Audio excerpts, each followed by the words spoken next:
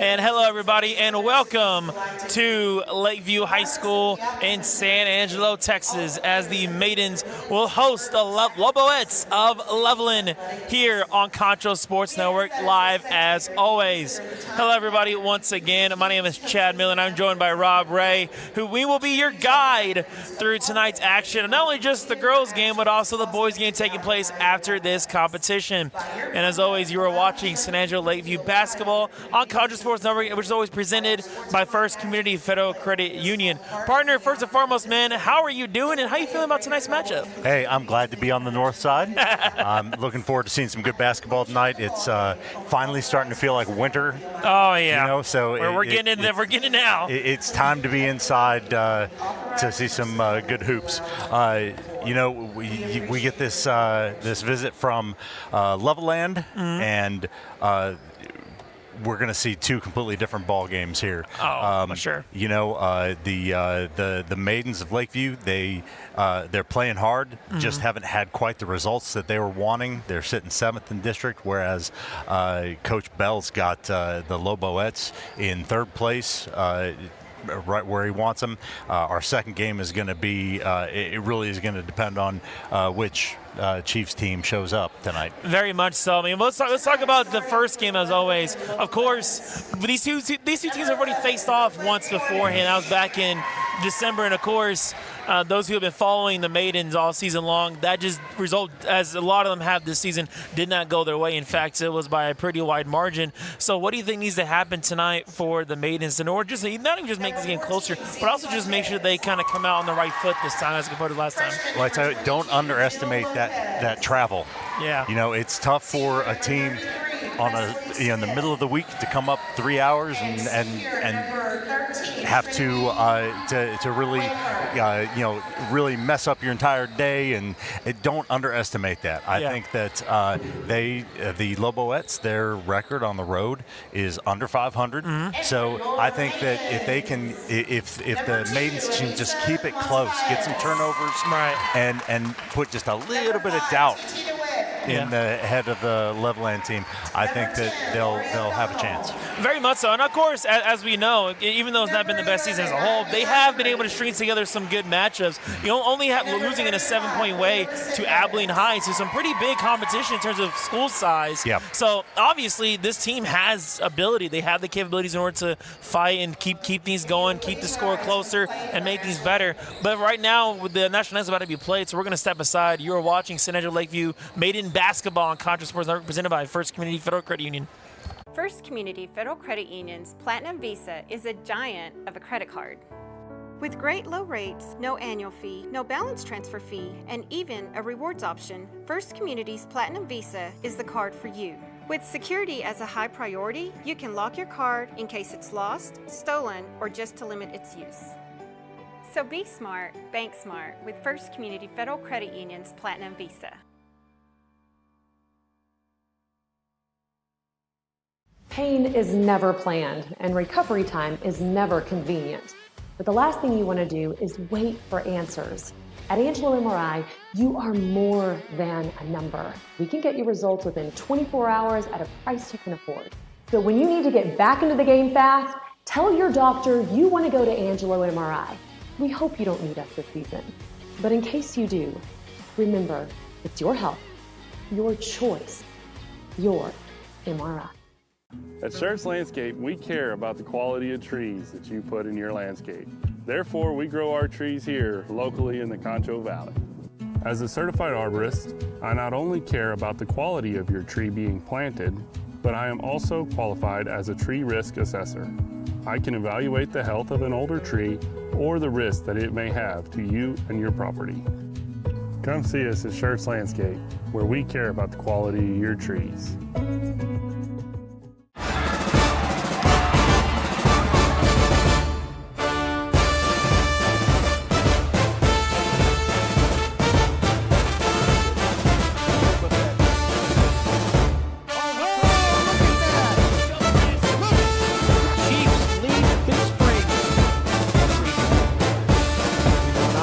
Frenship. Can do it. 10.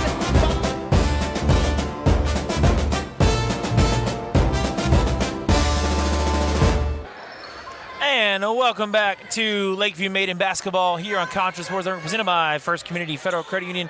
The anthem has been sung, and we are ready to get this one going. As jumping for this ball today is Trinity Wafer for the Loboettes, and for the Maidens, number 5, TT DeWitt. As you see on the court there, kind of a bigger post advantage in terms of Levelland early on, as that tip is away, and that will be recovered by the Maidens. So Lakeview will get this started as they come across half court. O'Donnell's going to bring it up court, trying to push her way up to the three-point line, and will not be able to do so. She'll pass out to her right side, deflected, but is able to be recovered, coming back over to Resendez. And Resendez will be looking for an open pass. Don't have one yet. Loboettes are coming out with a nice man defense. Pass inside to the paint, dribble to the right side, and will be looking to return it to Cinder, but cannot find anything and looking for trouble. And the ball is going to be stolen by the Loboettes. Bringing it up court, and an easy layup for 2 is good for Sanity Sanchez. And the Loboettes will strike first, and out comes Levelland in a zone press. Little pass back and forth. Great job by the Maidens to break it, but that will be actually intercepted by Ivory, and it'll be a pass inside, and that's going to be good to her teammates, Presley Smith. And actually, correction, the one with the steal was Brooklyn Cornish. And we're going to have our first timeout of the ball game. Partner, I mean, pretty quick, but I mean, you see it. The Maidens are struggling early with the press. You know, they didn't do a terrible job there on their first offensive possession. They just weren't getting any space. They had 2-3 players all in the same 5-6 foot area. They need to get some screens, a little bit more motion going on.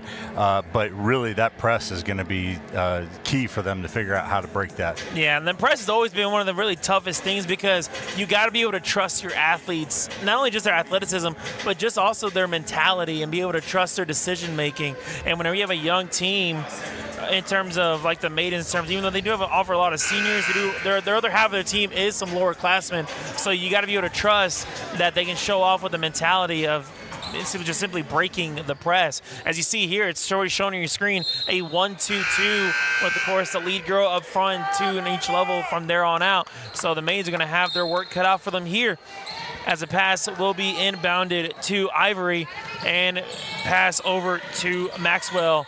And the ball trying to go back to Maxwell is going to be intercepted, and the Loboettes with a possession and the 2 points scored for Smith. Once again, trying to break the press, and they do it that time, and almost some trouble, but thankfully able to get out of it. O'Donnell with the ball, pass to her left side to Maxwell. Maxwell's looking to go inside to Ivory. Ivory trying to put up a shot, can't do so, is denied, and her pass is going to be intercepted and brought the other way by Cornish. Big pressure shown by Ivory in this possession, but now we're actually going to see a true offensive possession for Levelland for the first time in this matchup. Cornish dribbling to her right side. We pass it over left side to Wafer. Wafer going to her left, over to Smith, and a 3-ball from Smith. No good, in and out. Tip and layup will be made by Wafer, and Levelland with a quick 8 points in the first couple minutes of this ball game.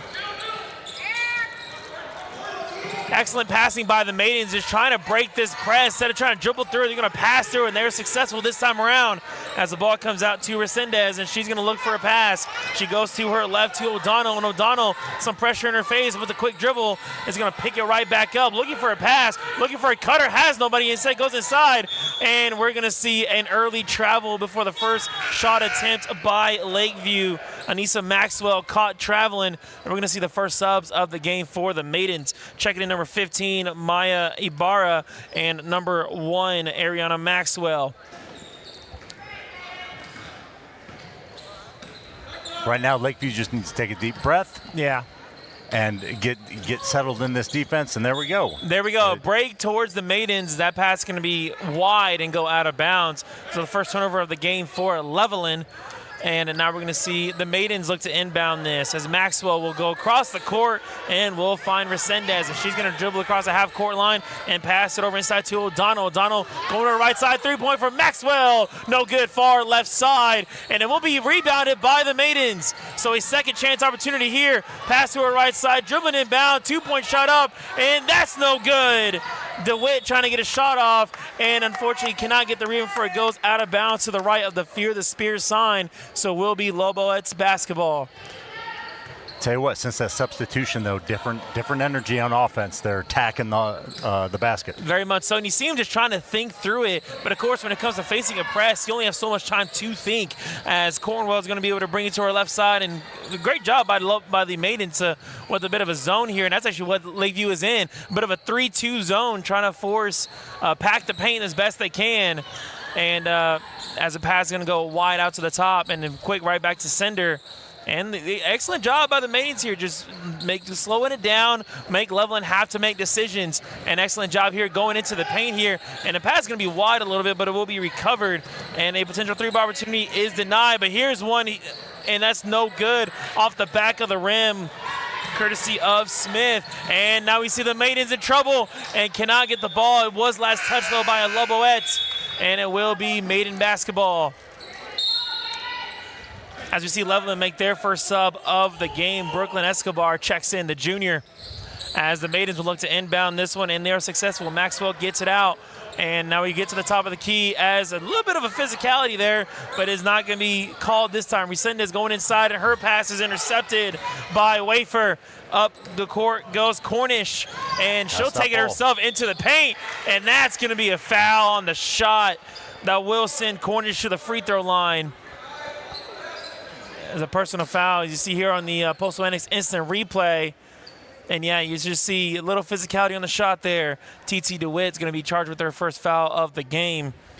As Brooklyn Cornish, a sophomore, will spin it off their right hand and will actually miss it off the back rim. No good. Another sub for the Levelland Loboettes, as Sydney Joyce, the senior, number 35, will check in. So obviously you see the size advantage for Levelland. They just have some true post players out there, which is going to cause some trouble for the Maidens, as it was already shown early in this one. Makes such a huge difference. Second shot is no good, and it was last touched by Joyce, so it will be Maiden basketball.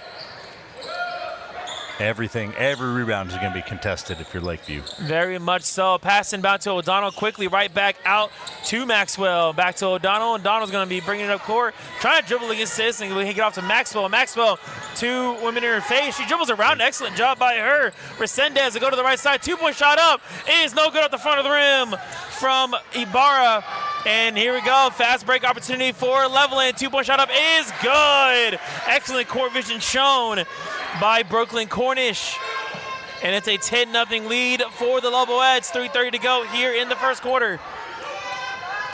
Excellent passing shown by the Maidens once again. Ibarra going one-on-one is able to go outside to Resendez. Resendez looking for an opportunity and will go inside, dribble inside, now kick it back out to Maxwell. Maxwell trying to go right back into that paint, but it is packed with red jerseys, and he's actually able to be successful, and we actually have a personal foul on the floor. Charge number 23, Brooklyn Escobar, the junior. That'll be her first. A little bit of physicality shoved towards Maya Ibarra, and we're going to see the Loboettes make another sub. So despite the heavy press coming down the court, we see the Maidens find some success. They have the gaps open. The paint is wide open for opportunities. We just not even see physical passes. And an offensive foul against Leah Resendez, just extending that arm, trying to get a little push-off opportunity in the inbound pass. So when the Maidens catch a break, one goes right back towards the Loboettes. And that's a result of that height advantage, I think. You're just getting a little frustrated. It seems so. As Cornish brings it up court, swings it out to her left side, and a lot of great passes shown by Levelland early on here. And they continue to go. Ball's back in Cornish's hands as this kind of zone is looking. There's a lot of back rotation here by Levelland. 3-ball for Cornish is no good off the back of the rim. Rebound is a bit of a jump ball, and it will be indeed. Great job by the Maidens. Possession will keep it here with Levelland. As the coach tries to call out who's going to be throwing this one in. Head coach Jake Bell finally just makes a decision. And Cornish for the ball. And a 3-ball opportunity off the right hand is no good. Rebounded by Joyce. Another 3-ball is no good by Smith. Back-to-back threes is no good, and that's going to be a rebounding foul against Levelland, the second against Brooklyn Escobar, number 23. And excuse me, I'm actually corrected. It'd be against number 3, Whitney Williams. Nonetheless, that is 2 fouls against Levelland, as we see a little bit of trouble here, and they pass right through it. And an open shot for O'Donnell is up, and that's good! Excellent passing shown as Lori O'Donnell, the senior, gets the first points of the game for the Maidens and immediately comes back to the other end where they will give up a foul. I would imagine this is going to be against number 5. No, I should charge this against number 35, Leah Resendez, the senior. And that'll put Cornish back at the line for 2 more free throws.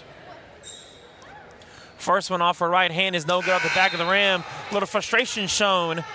As you would imagine, when you get the opportunities of 4 free throws, you already missed 2 of them. It's probably not the best emotional distress. And if you're Lakeview, you just gave an example how to break that pressure. You want to be the one dictating where the ball is going to go, not the other way around. Very much so. Second free throw is good, and excellent job once again. Lakeview pushing through it. This time they will dribble through the press, and actually going to be a turnover though, as that last touched by a Maiden. So the ball back in Levelland's hands, wearing the Jordan uniform top, red uniforms, black and white trim. A little bit of specs down the side of each side of the body. 3-ball deep from Smith. That one is good. I believe it's her 4th three-pointer attempt, and she makes it to go that time. 14-2 lead in favor, and the Maidens will give the ball right back. An errant pass off of Ariana Maxwell, trying to get it right back to Lori O'Donnell. Just goes too far wide. Inbound for Levelland, Whitney Williams gets it inside to number 10, and that ball's actually going to stay here with Levelland. You know, Chad, on that turnover, the ball went backwards after they inbounded it. The one time they were successful breaking that pressure, it went up the floor. Indeed. 3-ball up is no good. Off the back of the rim. 3-ball for Cornish is no good. Tip and layup is going to be fouled on the shot, and we're going to see some free throws for a number 10 that, quite frankly, we don't know who it is. We were given a roster before the game, and number 10 was not on that roster. So, unfortunately, we don't know, and we apologize for that. But Postal NXS replay shows the foul, but the first free throw from number 10 is going to be no good at the back of the rim. And we're going to see a sub here for Levelland, number 22, Jill Lopez will check in, the freshman, taking the spot of Brooklyn Escobar. Second free throw is up, and it is no good. Rebounded by the Maidens. And a great pass by Pamela Iyer as O'Donnell will bring it up court, looking to the paint. 2 shots up, and it's good! And the foul. Excellent job here. Look at the Postal NX instant replay, and she just takes it herself up against 2 Loboettes. She did not care. Spun it up there, and it's going to be good as Lori O'Donnell, the senior, will miss the free throw, and will be rebounded by Williams. Brought up court by Smith, the 3-point threat for the Loboettes. Let's see if she'll take one here. And no, she's going to go right inside, and the 2-point shot is no good. And it's last touched by the Loboettes, so will be Maidens basketball. Number 14, Zanity Sanchez checks back in for Levelland. And here we go, right back to that zone. Like my partner mentioned, they beat it when they go forward, and they do a great job there. O'Donnell with the ball, gets it out, and we'll lose it right back to trying to find Maxwell, and it'll be out of bounds. It would have been a backcourt violation regardless, so it would have been a turnover, but excellent job by the Maidens to not allow a fast break immediately happen.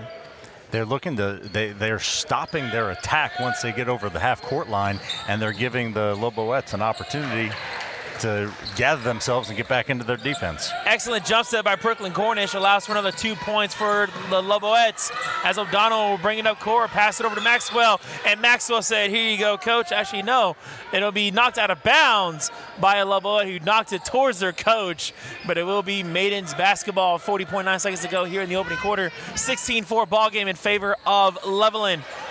And it'll be an inbound pass from Maxwell over to Ibarra.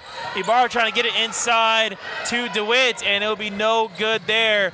And an excellent job there by the Maidens stepping up on the fast break. And finding Presley Smith, the three-point threat, will not take a shot there. She'll throw it across court.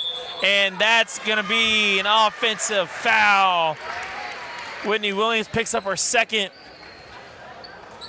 which is not very good if you're only in the opening quarter of a game. But the depth that Levelland has brought, I don't think they're too worried about it. A great defense on Lakeview's part, though. And unfortunately not able to show the return of the offense as another pass goes Aaron and goes wide. And we're going to have another two subs here for Levelland. So, I mean, obviously, Leboette's not scared to pretty much sub their team on early. I believe he's seen an appearance from all but maybe one or two of their team, pretty much. Including people not on their roster. So exactly, yeah. Corner swings it out right to Smith, and Smith will go out left to Sanchez, back to Cornish. Going inside to Smith. Two ball up is up and is good off the left hand. The Maidens will look to inbound. And that's how the first quarter comes to an end. 18-4 in favor of the Leboettes. And we're going to step aside. You're watching San Angelo Lake View Maidens basketball here on Concho Sports Network, presented by First Community Federal Credit Union. Damon Bell Photography and Drone Services for all your photo video needs. Call 325-245-9663. Oh, and we also do sports. Call today. First Community Federal Credit Union's Platinum Visa is a giant of a credit card. With great low rates, no annual fee, no balance transfer fee, and even a rewards option, First Community's Platinum Visa is the card for you. With security as a high priority, you can lock your card in case it's lost, stolen, or just to limit its use. So be smart, bank smart with First Community Federal Credit Union's Platinum Visa.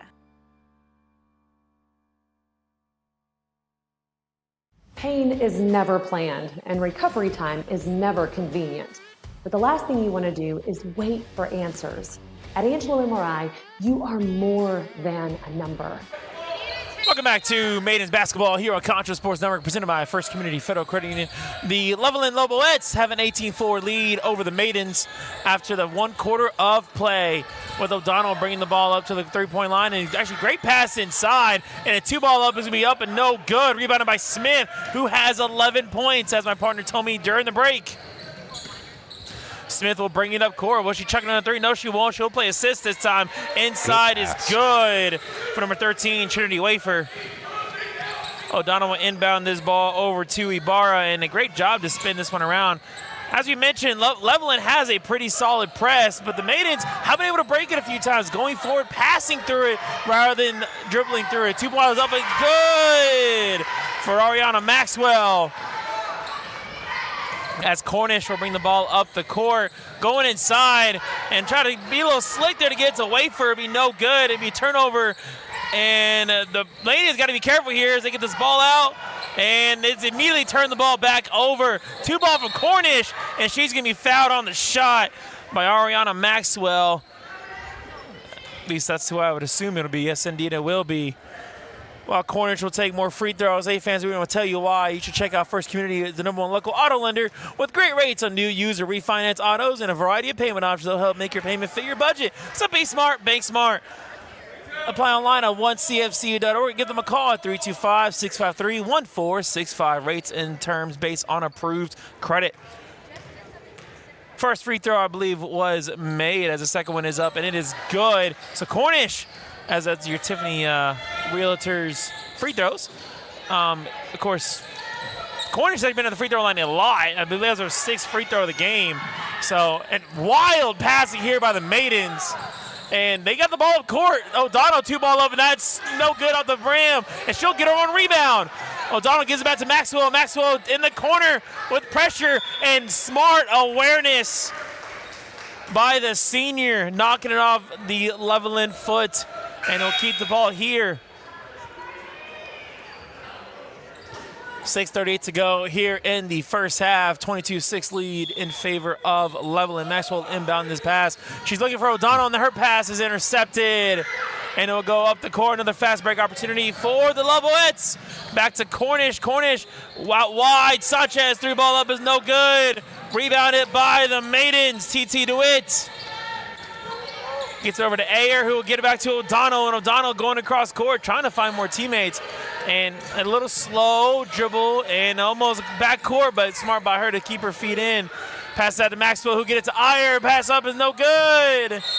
And the shot was no good, and that will be Levelland basketball. When you get the ball down there, you got to take advantage of every opportunity that you get. Well, the Maidens have had a lot. I'm pretty sure at least over half their possessions, and after a rough start, about half their possessions, they've been able to get across the half-court line and actually have some pretty good opportunities. It's just simply not making the best shot decisions, which I think is costing them in this matchup early on. Well, when you're playing the team that's going to zone press you, they're not playing zone when they transition to their half-court defense. So there's a moment where they switch from their zone back to their man.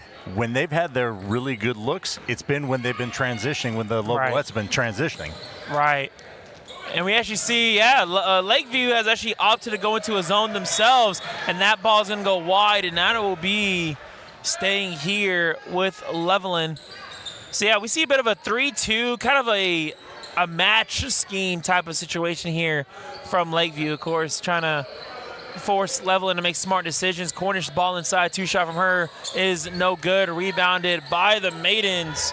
Maxwell will be able to get it, and a physical loose ball there is actually be charged against Presley Smith, the leading scorer in this ball game. Will pick up her first foul of the game.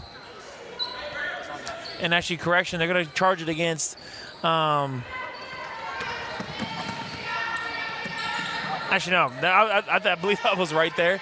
And nonetheless, Maxwell will bring the ball up court and going against Cornish and going inside to Ayer. And Ayer looking for a body, and she tried to get the pass off, and it will be picked up by the Loboettes. Excellent job. Fast break opportunity here for Levelland. 2-ball up is good. Excellent job there by number 10. For dribbling through 2 or 3 Maidens. Excellent job by her. Unfortunately, the roster we were given does not identify her, so unfortunately we don't know. But nonetheless, excellent job by her thus far. Leah Resendez will check back into the ball game in favor of TT DeWitt, as the Maidens will look to try to find a solution. Head coach Gabriel Chapa pacing the sideline, trying to find a way to break through this Loboette press. And maybe there's a way to do it right here. Resendez with the ball at the top near the free throw line, looking to give it to O'Donnell. She will indeed do so. Ayer with the ball back to Resendez. Resendez going back inside to Maxwell. Maxwell 2-ball up. It's good! Excellent job. Anissa Maxwell, the sophomore. Way to work her way inside, fouled on the shot, and she will get an and one opportunity here. The Tiffany Sellers Realtor free throw, as Levelland will have a sub on the court. Great job by Monsiváis on that drive. It is up and it is good.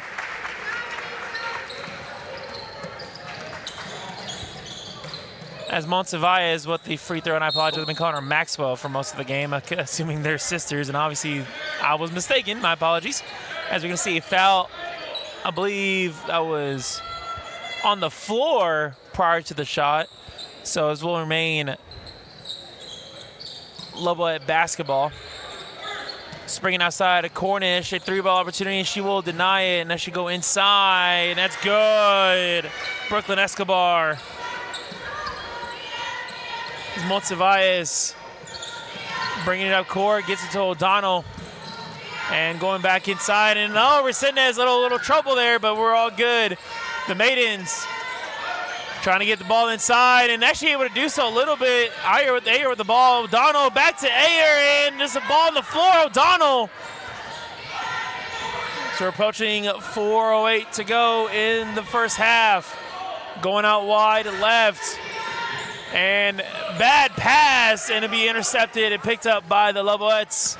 Cornish brings it up court, swings it left side. Escobar, 3-ball, no good out the back of the rim. And that will be Lakeview basketball.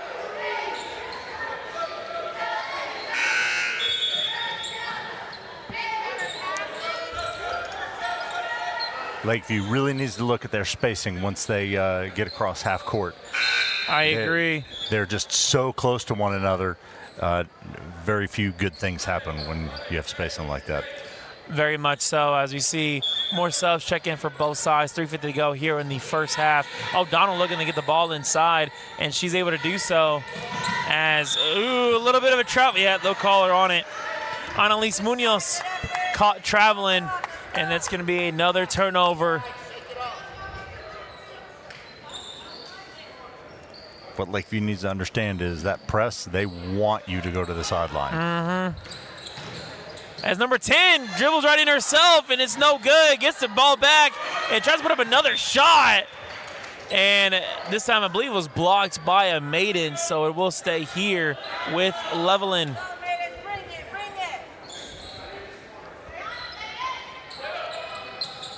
Looking inbound, Smith trying to find almost 5 seconds, and actually going to throw this one away. A turnover in favor of the Maidens. Tell you what, Lakeview was lucky. Delgado flashed right to the basket. Nobody with her. Hey, sometimes you catch some breaks, sometimes the breaks catch you. As it fell on the floor, excellent job to stay with it for Monsivas. And we'll have a foul. And it will be Maiden basketball. Inbounding it is O'Donnell. Finds Iyer and gets it over to Monsivas. Gets it back to O'Donnell. A lot of pressure in that corner. You got to be able to space out a little bit more. Going at the top of the key to Ibarra. And back to O'Donnell. O'Donnell with the ball. Working against inside. Gets it inside. And a opportunity there for Ayer. Will not take it. O'Donnell. And the ball tipped away. And it will be remain possession here. Oh, stripped from her. Excellent job by Jill Lopez. She'll bring it up court. And back to Smith. Smith did not take a 3-ball chance. She'll get over to number 10, who will now get it over to 23. And a 3-ball chance is no good. Rebounded by O'Donnell. She'll bring it up court, but lose it right away. Number 10 pickpockets her. And Escobar will get the ball and a little back and forth. 3-ball from Smith is good. And a timeout on the floor. And it will be Levelland. It looks like it'll be immediate timeout as well. So we're going to step aside. You're watching Lakeview Maiden basketball here on Concho Sports Network, presented by First Community Federal Credit Union. Pain is never planned, and recovery time is never convenient. But the last thing you want to do is wait for answers. At Angelo MRI, you are more than a number. We can get you results within 24 hours at a price you can afford. So when you need to get back into the game fast, tell your doctor you want to go to Angelo MRI. We hope you don't need us this season. But in case you do, remember, it's your health, your choice, your MRI. At Schertz Landscape, we care about the quality of trees that you put in your landscape. Therefore, we grow our trees here locally in the Concho Valley. As a certified arborist, I not only care about the quality of your tree being planted, but I am also qualified as a tree risk assessor. I can evaluate the health of an older tree or the risk that it may have to you and your property. Come see us at Schertz Landscape, where we care about the quality of your trees. Welcome back to Maiden basketball here at Concho Sports Network, presented by First Community Federal Credit Union. The great job by Lakeview once again able to break through a press as O'Donnell has the ball and will bring it up court now. Looking to find an open girl. A lot of statues on the court though for Lakeview. They need to keep this ball moving, keep bodies moving on the floor. But tries to go inside to Ayer, and we're gonna have a head-to-head collision there with the two players. And Smith's gonna go inside, trying to get a 2-on-1 situation now. Excellent job by Lakeview to get back on defense.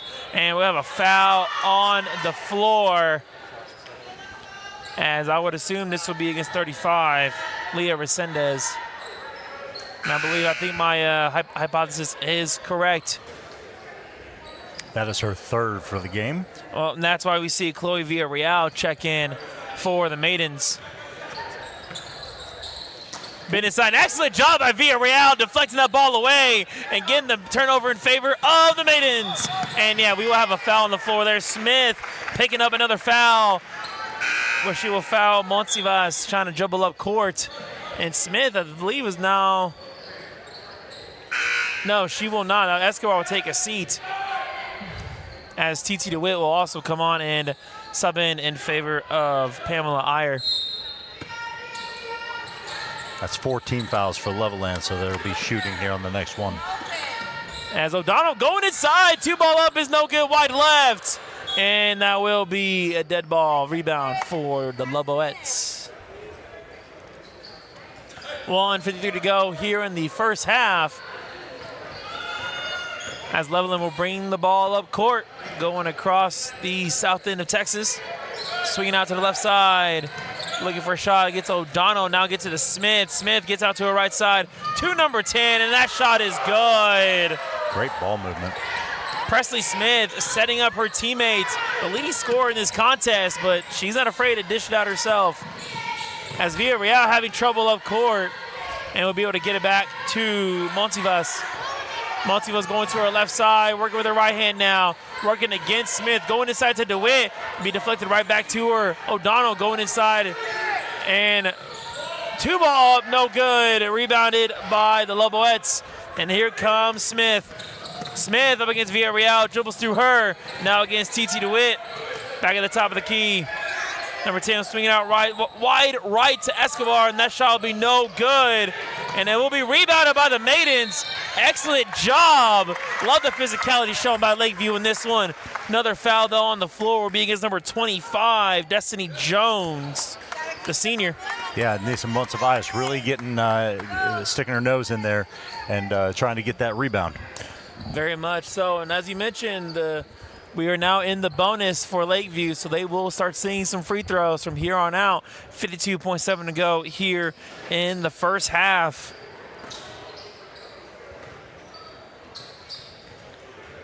Spins off her right hand, the shot is up, and that's good.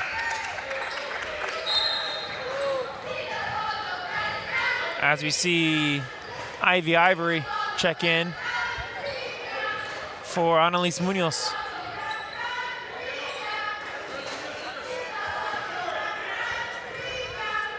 Spin off her right hand, and shot is up for Montivas, and it's good.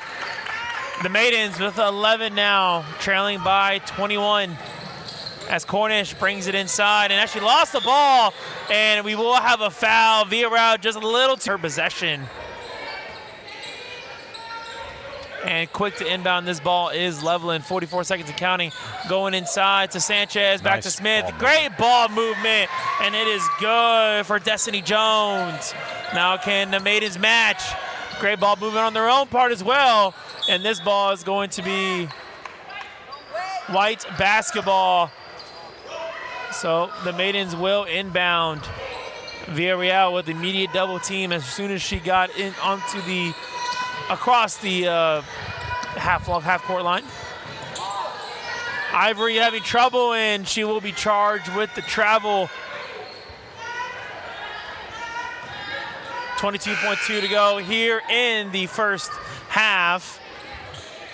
As we'll see number 21, Nia Washington, make her first appearance of the game.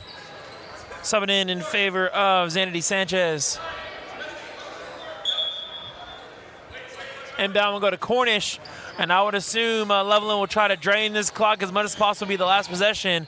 But as fast as they're moving, they don't care. Smith is up, and that is no good. Tip and layup will be no good as well. Rebounded by the Maidens. 9 seconds to go and counting. Montivas bringing it up court. Gets over to Villarreal. Villarreal trying to go across the halfway court line. 2 seconds, 1 second, lost the ball. And that's how the first half comes to a close. 34-11 in favor of Levelland. So we'll step aside, enjoy the halftime break, and when we come back, we'll quickly recap the first half and discuss what needs to happen in the second half, what adjustments that need to be made for the Maidens. You are watching Lakeview Maiden basketball here on Concho Sports Network, presented by First Community Federal Credit Union.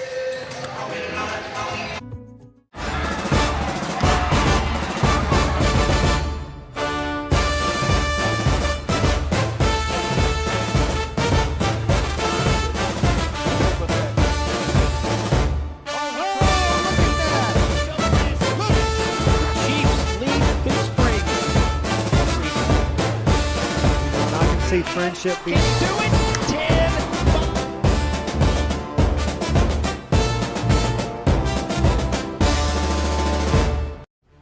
Damon Bell Photography and Drone Services for all your photo and video needs. Call 325-245-9663. Oh, and we also do sports. Call today. First Community Federal Credit Union's Platinum Visa is a giant of a credit card. With great low rates, no annual fee, no balance transfer fee, and even a rewards option, First Community's Platinum Visa is the card for you. With security as a high priority, you can lock your card in case it's lost, stolen, or just to limit its use. So be smart, bank smart with First Community Federal Credit Union's Platinum Visa. Pain is never planned, and recovery time is never convenient. But the last thing you want to do is wait for answers.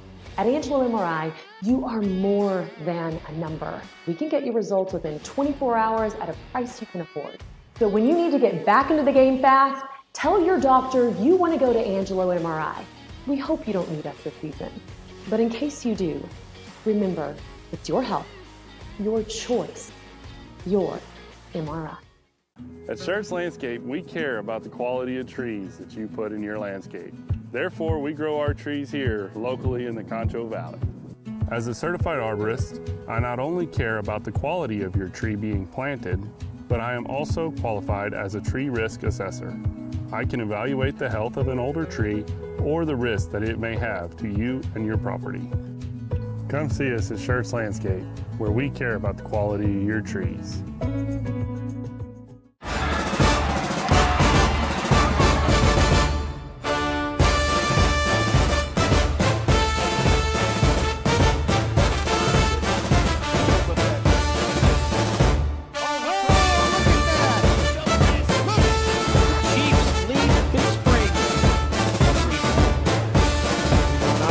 Frenship being Can do it.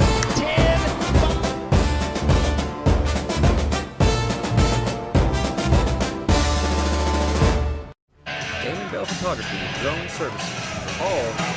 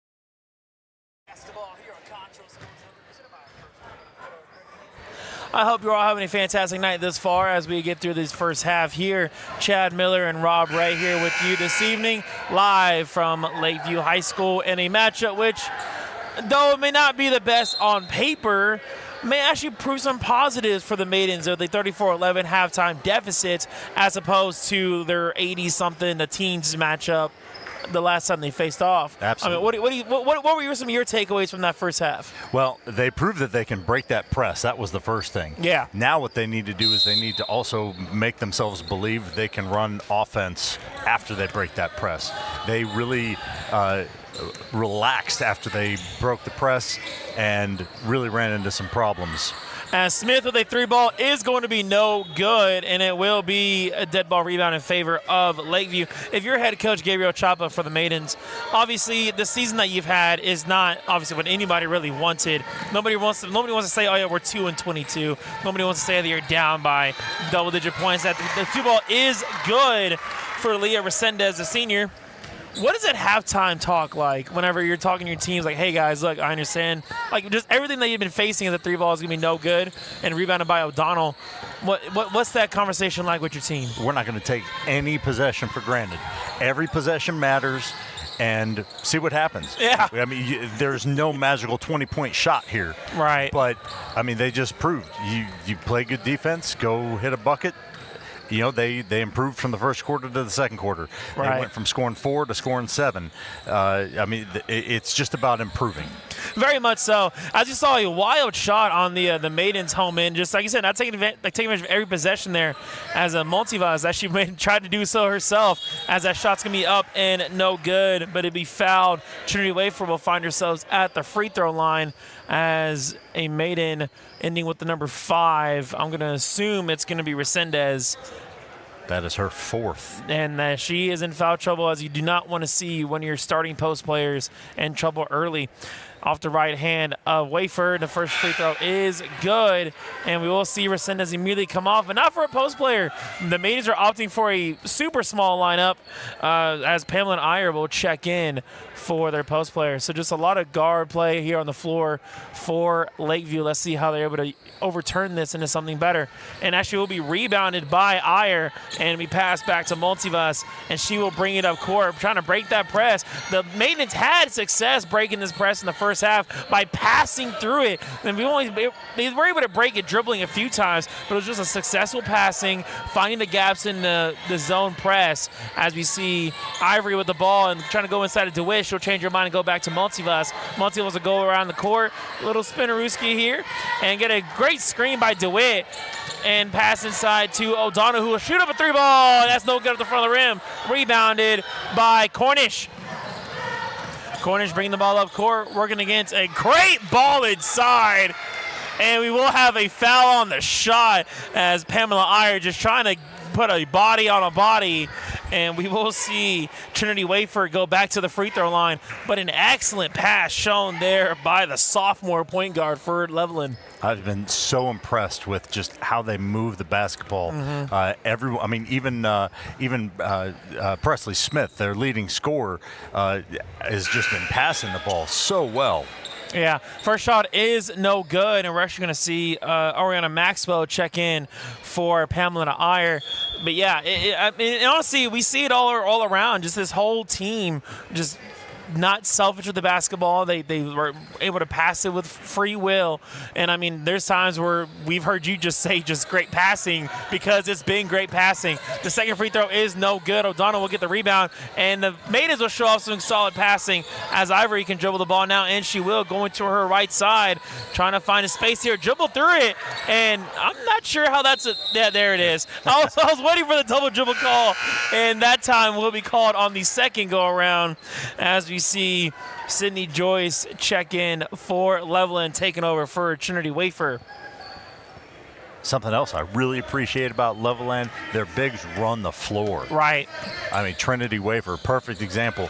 She has been at the receiving end of a couple of great passes. Speaking of it, a pick and roll to her is Wow. going to be successful, setting up a screen at the three-point line, and pretty much as if like a men's alley-oop for a dunk. That was the type of pass she got there. She just corralled it and put the shot up. Excellent job there by Levelland. As another shot opportunity, this time for TT DeWitt, is no good, working against Joyce. And the Maidens had about 3 bodies on Cornish, but she broke through their version of a press. And now we're going to see an open shot here for Escobar. And that shot's no good off the back of the rim, and that will go out of bounds, and it will be in favor of the Maidens.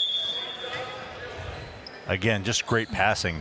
Your normal player would look to probably pass it up to the top of the key, but she sees that there's a defender there, goes the skip pass all the way to the other side of the other wing. Very much so, and actually allow me to correct myself. That was Jill Lopez, number 22. Of all the times I was saying Escobar. Escobar just checked in for Lopez. So O'Donnell bringing the ball up court. She does lose it for a little bit, but was able to corral it and bring it back up court. Working inside the paint. 2 ball up is no good. Floater off the right hand, and it will be rebounded by Joyce, who gets off the Cornish. A 2-on-2 situation here for Levelland, and Cornish will take it herself. Off the right hand, that's good. And we will see Montivas bring it up court, and her pass will be intercepted. And out comes Smith, and Smith will go against DeWitt. 2 ball up is good. O'Donnell, and her pass is intercepted by Smith, but a Smith's pass intercepted by O'Donnell, just trading turnovers all around, and this game will keep going. Montivas brings it to court. 3-on-2 situation here for the Maidens. Will it take advantage? 2-point shot is good! A lot of and-one opportunities here for the Maidens as your Postal Annex instant replay goes to show. She took that right at Joyce. And honestly, that's how you got to play it. You know, we see the Maidens throughout this contest kind of start to go inside and then back off, and then go inside, then back off. But we see it when a lot of their points, over half their points, have been coming from shots where they get an and-one opportunity. The free throw, though, however, is missed, and it will be rebounded by the Loboettes, bringing it up court, and that will be an offensive foul called against number 10. As Montivas is actually on the receiving end, and it will be offensive turnover, and it will be Maiden basketball. Ariana Maxwell gets it inside to Ivy Ivory, and Ivory will go to her left, back to Maxwell. Maxwell working against Cornish, and Cornish kind of grabbing the jersey a little bit. 2 balls should be no good, but it will be dead ball rebound in favor of the Maidens. Had the opportunity to take it right at Joyce again. Instead, kind of tried to step around her. If you want to see these bigs out, you got to go at them. Yeah, and I mean, we're seeing it. They're showing a little courage here, which is what you want to see. A great play, 3 ball from Maxwell, though, no good, short off the backboard, and it will be Maiden basketball. I like the initial play there, though. I mean, the inbounder sets the screen, gets it right back to the person who inbounded, and give a 3 ball opportunity, because why not? Sometimes you got to be able to create your own luck in some situations. And that'll be an offensive foul as number 15, Maya Ibarra, the junior, will pick up a foul. Trying to set up an illegal screen there. That's a 3rd team foul for the quarter. Just one more, and we'll start seeing free throws for the Loboettes. Pass inside. Great passing shown all around. Working her way inside is Escobar, and that 2 ball is going to be no good. Rebounded. It will be rebounded. I believe it was rebounded by number 3, Whitney Williams, but she was out of bounds. So it will be Maidens basketball as Montivas gets it inside, and an excellent passing over to Maxwell, and Maxwell bringing up court, going back, and her pass will be intercepted, brought the other way by Escobar. Brooklyn Escobar working her way inside and pass it back out to Joyce, and her shot will go. Sydney Joyce, the senior. And Montivas bringing the ball up the court, 2 ball up, no good. Rebounded by DeWitt, tip-in layup is made! I mean, you got to give it up. Lakeview, I'm pretty sure you hear that 2/3 or 3/4 of their points have come off of and one shots that are made. Excellent job by the Maidens. as TT DeWitt, the senior, at the line. That foul was called on Whitney Williams. That's her 4th as well. So Levelland in some foul trouble, but they do have a lot of depth on the bench, so we'll see how they utilize it through the rest of this course of this contest. Cornish bringing it up court, working inside against Ivory, and the ball, she loses it, but it will be picked up by her teammate. And now Escobar having trouble with the ball. An excellent job by the Maidens, but a 3-ball for Cornish is good. And a little accessory or something got lost on the court. Unsure what it was. Nonetheless, brought in and given to her teammate. That looks like money. Was that money that was on the court? As Maxwell brings it up court. And we'll pass it off to her teammate looking for another opportunity. We'll get it right back to Maxwell. And Ibarra with the ball working against Williams. Pass left side to Ivory. Going inside of Montivas. Montivas has not been scared to go inside. TT DeWitt, 2-point shot is good. And the Northside Pride getting back into this one as the Maidens are on a little run here. Good passing. Cornish bringing the ball up court. Number 10 flash down low, but will not get the ball this time. Getting a screen from Escobar is Cornish. And a 3-ball up, and that's no good at the front of the rim. Rebounded by Joyce. Right back to Cornish. All the time in the world for a 3. She will not get it. DeWitt will get the rebound, and it's Maine's basketball once again. Montivas going up court, and she'll lose the ball. And Maxwell saves it, but unfortunately ends up in the possession of a Loboet, and Maxwell will foul. Whitney Williams, the one on the drawing the foul that time. Just a lot of fast break turnover opportunity there for both sides. 1:57 to go here in the third quarter. The Maidens trying to overcome a 26-point deficit as we see some more faces and subs on the floor for the Loboets. Checking in number 22, Jill Lopez, and returning to the game, number 14, Sanity Sanchez. Like to see the energy that Lakeview is displaying right now. Cornish brought it up court. Now we'll see it right back to Lopez. An excellent dig by Cornish, and the 3-ball is good. The back step works to perfection for her.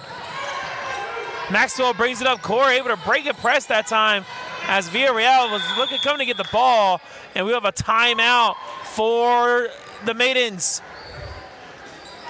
So we'll actually keep it here, folks. We want to remind you that you can follow Concho Sports Network on all platforms, X, Facebook, Instagram, and everywhere, just by searching up Concho Sports. You can also watch this game live on your television screens as you go to the Roku or Amazon Fire TV app, and just by searching Concho Sports. And we recommend you do so to get the best viewing experience.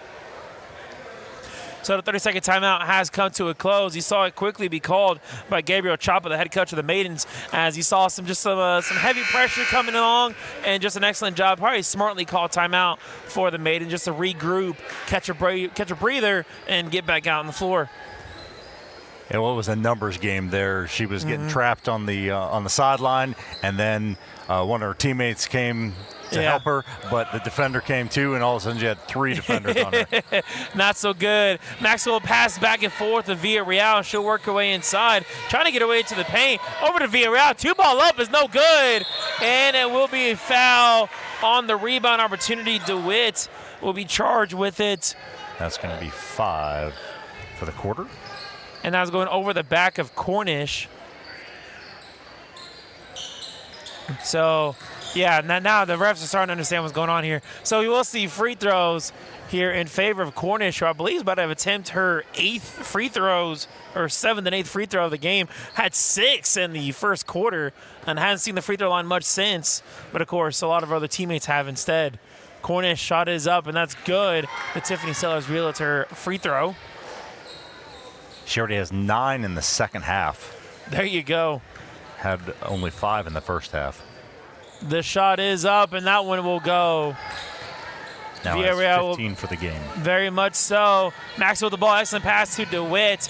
And DeWitt will get it right back to Maxwell. Maxwell looking to bring it up court. Will shoot a 3-ball, and that's no good off the back rim. Rebounded by Lopez, and almost got the ball stripped from her, but it will keep it here. And Maxwell will foul to avoid the fast break. And I guess we're not going to foul. So I guess the ball got knocked out and it stays in play nonetheless. Here we go. Cornish, 3-ball opportunity. Off the front rim, no good. A bunch of hands touched it, and it will be in favor of the Loboettes. Sanchez will inbound, and it will be a 3-ball chance for Cornish, and that one will be good. Cornish, they pretty much over half her points in the second half. Villarreal will look to break the press. Ivory will go across court once again to Maxwell, and they will successfully do so once again. The Maidens over back to Ivory. Ivory working away inside, going to the paint. Show a little courage there. Inbound pass to DeWitt, no good. And it will be Maiden basketball. Lakeview's kind of sped their tempo up on offense the past 2 minutes or so, and they've just been a little more uncomfortable on the offensive side now. Very much so. Nia Washington comes in for Cornish, but I would assume would be for the rest of this quarter to give her a break. Ivory, 2-point shot up is good! A bit of a wild layup, but nonetheless it goes for the Maidens. And we will see Levelland try to respond. Going coast to coast was number 10. And if said she will be fouled on the shot. Look at the Postal Annex instant replay here. Ivory from the Lakeview word mark on the floor is good. So you'll see free throw for number 10. Unfortunately, we are unsure who number 10 is, as the roster we were provided did not list her. I mean, she's probably, we're not questioning her eligibility or nothing, but it's one of those things where you got to be able to connect names and numbers, and unfortunately we can't do so here tonight. As we will see the return of Destiny Jones. Spins off the right hand. The shot is up, and that is no good. Rebounded by Villarreal, and she'll bring it up herself. Showing off the presence here. Pass over inside to Ivory, and that's going to stay here with the Maidens. I mean, I applaud the courage at this rate. You know what? They're trying things. They're trying something new here. Put it up, put it up. And Maxwell unable to put that shot up, and that's how the third quarter comes to an end. So we're going to step aside. You're watching Maiden basketball here on Concho Sports Network, presented by First Community Federal Credit Union. First Community Federal Credit Union's Platinum Visa is a giant of a credit card. With great low rates, no annual fee, no balance transfer fee, and even a rewards option, First Community's Platinum Visa is the card for you. With security as a high priority, you can lock your card in case it's lost, stolen, or just to limit its use. So be smart, bank smart with First Community Federal Credit Union's Platinum Visa. Pain is never planned, and recovery time is never convenient. But the last thing you want to do is wait for answers. At Angelo MRI, you are more than a number. We can get you results within 24 hours at a price you can afford. So when you need to get back into the game fast, tell your doctor you want to go to Angelo MRI. We hope you don't need us this season. But in case you do, remember, it's your health, your choice, your MRI. Welcome back to Maidens basketball here on Concho Sports Network, presented by First Community Federal Credit Union. We are back here for the fourth quarter, a 54-22 lead for the Levelland Loboettes, as Villarreal will look to inbound this one to Ivory, and she is successful right back to her. And Villarreal will actually lose that ball, and it'll be brought up by Cornish and pass over to her teammate Smith. Smith bringing it up court, working against Ivory. Great pass back to Lopez. 3-ball up is up, and it is good. Jill Lopez, the freshman, getting some game time here today with the big lead. Ivory pass over to her right side of Villarreal, over to her right, and we'll go inside the paint to two-shot is up and blocked to be rebounded there by Villarreal, and that time we'll stay here with the Maidens. We do see Leah Resendez check back into the game with 4 fouls. One more and she will be done for the contest, I would imagine, as rules permit. Maxwell will inbound this one, looking for a teammate, trying to find Villarreal. We'll go out wide to Resendez, and it'll be a timeout called by the Maidens. just trying to avoid a 5-second call there on the It looks inbounds. like it, yeah, very much so. But hey, fans, we want to let you know why you should check out First Community, who is the #1 local auto lender with great rates of new, used, and refinance autos. And a variety of payment options, we can help make your payment fit your budget. Apply online at 1cfcu.org or give them a call at 325-653-1465. Rates and terms based on approved credit. So, I mean, yeah, partner, 57-22, 7:19 to go here in the game, trying to avoid that 5 seconds. You know, we have a full minute timeout here as called by Lakeview. So, I mean, just obviously, if you're Levelland, you know, they have this big lead. What are you telling your girls here in this huddle? If you're Levelland, you know, I think that the first half they just kind of, I don't want to say slept, you know, they weren't sleepwalking, but they were not firing on all cylinders. Right. And Cornish just really let things go here in the third quarter. But, you know, you keep going. Every possession, let's execute our offense. We want to make sure that we're not just throwing the ball around. We want to get good possessions and continue scoring. Very much so. As Maxwell looked to inbound this to Resendez. Resendez going to her right side, going across court to Ivory. Ivory looking to try to make something happen here. And heavy defense shown by Levelland. And we will have a foul on the floor. Joe Lopez will be called with a bit of a block there off Ivory. So we'll see another inbound opportunity for the Maidens. Ariana Maxwell. And Chad, we talked about, you know, if you're Lakeview, what are you saying? You want improvement, just better. Yeah. And they've done that. Every quarter, they have increased their scoring. They've looked more comfortable. Very much so, as Maxwell brings it over and swings to her right side to Ivory. Ivory going right back into Maxwell, and she will lose the ball, and it will be in possession of Levelland. They actually scored as many points in the third quarter as they had the entire game up to that point. And they had 4 players actually score baskets in the third quarter alone. Very much so. You gotta love to see that. As a pass inside, 2-point shot up is no good, and it will be rebounded by Ibarra and brought up court by Resendez. And we see a bit of reinforcement shown here on the floor for the Maidens, as Ivory looking to go one-on-one here against Sanchez and looking for a teammate, finds Villarreal, and that ball's gonna get tipped, but it will stay here. So we do see 3 new subs for Lakeview. And, you know, if you're, to answer your question more, if you're Coach Bell for Levelland, you don't like seeing that empty possession where you get the ball down into the post, because now I'm not thinking so much about Lakeview. I'm looking at the standings and seeing Liberty and Frenship Memorial in front of me, knowing that when it gets to playoff time, we need to be scoring that basket. And a bit of a on-floor confusion as O'Donnell actually came in to her sub as that ball is turned over, stolen by Cornish. O'Donnell came in for a sub, but a third player did not come out, so she had to go right back to the sub area as another deep 3 is good for Presley Smith, the senior, uncorking the bottle today. Pass inside to Resendez, going back to Maxwell. She'll put up a 3-ball, and that's no good, wide left. And it will be team rebound in favor of Levelland. And now we'll see O'Donnell come onto the floor in favor of Ibarra. Smith for Levelland now has 19. And Cornish has 18, 13 of which are in the second half. Very much so. Under 6 to go here in the ball game. 60-22 score in favor of the Loboettes.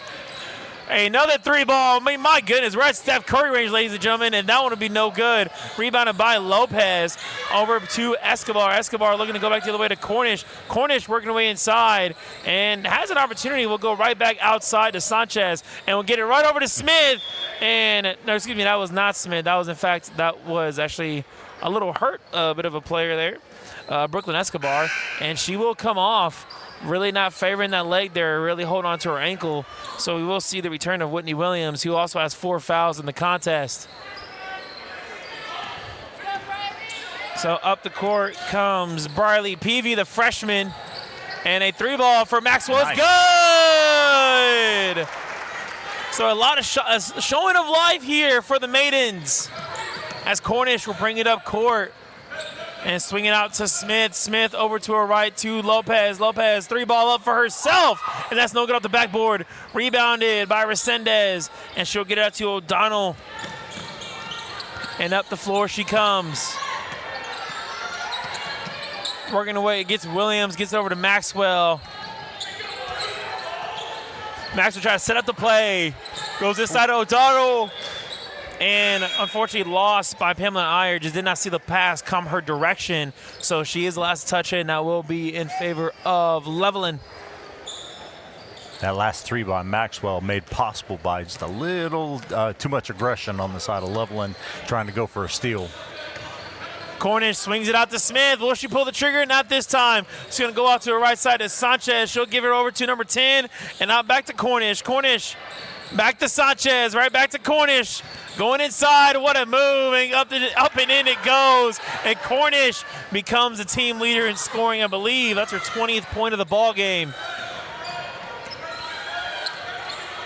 Maxwell get over to O'Donnell, and O'Donnell will go right back to Resendez. We'll have another timeout on the floor, so we'll step aside. You are watching Maidens basketball here on Concho Sports Network, presented by First Community Federal Credit Union. At Schertz Landscape, we care about the quality of trees that you put in your landscape. Therefore, we grow our trees here locally in the Concho Valley.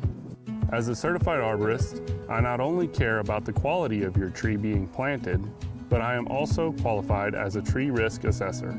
I can evaluate the health of an older tree or the risk that it may have to you and your property.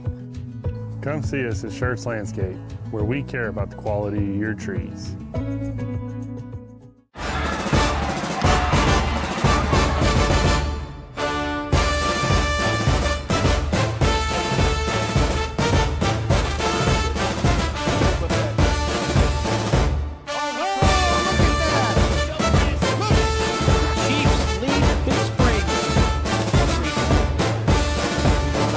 Frenship being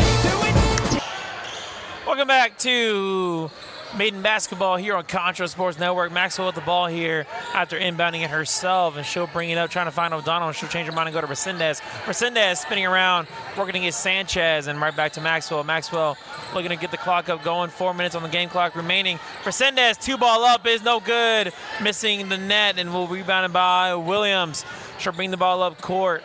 And with Smith, the senior, who has not been afraid to pull the three, and she will not do so at this moment. Going ball eventually in Cornish's hands over to Sanchez. A lot of great passing shown. Sanchez almost lost the ball. We'll get it right back inside. Another dribble drive opportunity here. No good. Over to Sanchez. And here comes a Steph Curry 3-ball. No good off the back rim. Touched by DeWitt, and it will be rebounded by O'Donnell. And she almost lost it. Great quarter winners by her there. She'll push through one would-be defender and gets another one and get the ball out to Resendez.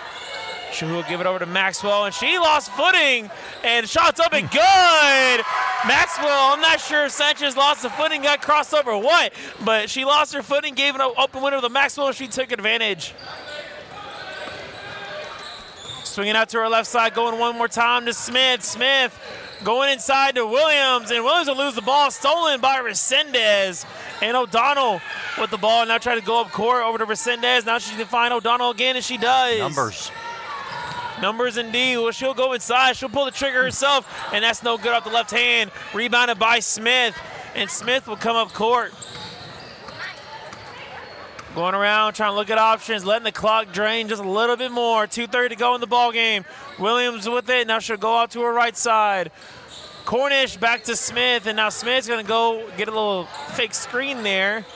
And two Maidens approaching Smith here, trying to lose the ball. And it will be Cornish with it now. Swung back all around to Smith, and she'll take another 3-ball, and that's no good at the back rim. Rebounded by Maxwell. And Monsivas had the ball but lost it, now stolen by Cornish. And Cornish working away inside, outnumbered, but she finds an open girl wearing red, and it will be missed but rebounded. Another opportunity, this time for Cornish, and that's no good at the back rim, rebounded by O'Donnell. O'Donnell brings it up court, and at this point, the clock's rolling. Maxwell 3-ball opportunity, that's good! I think she made her last 3 threes, and she's on fire now.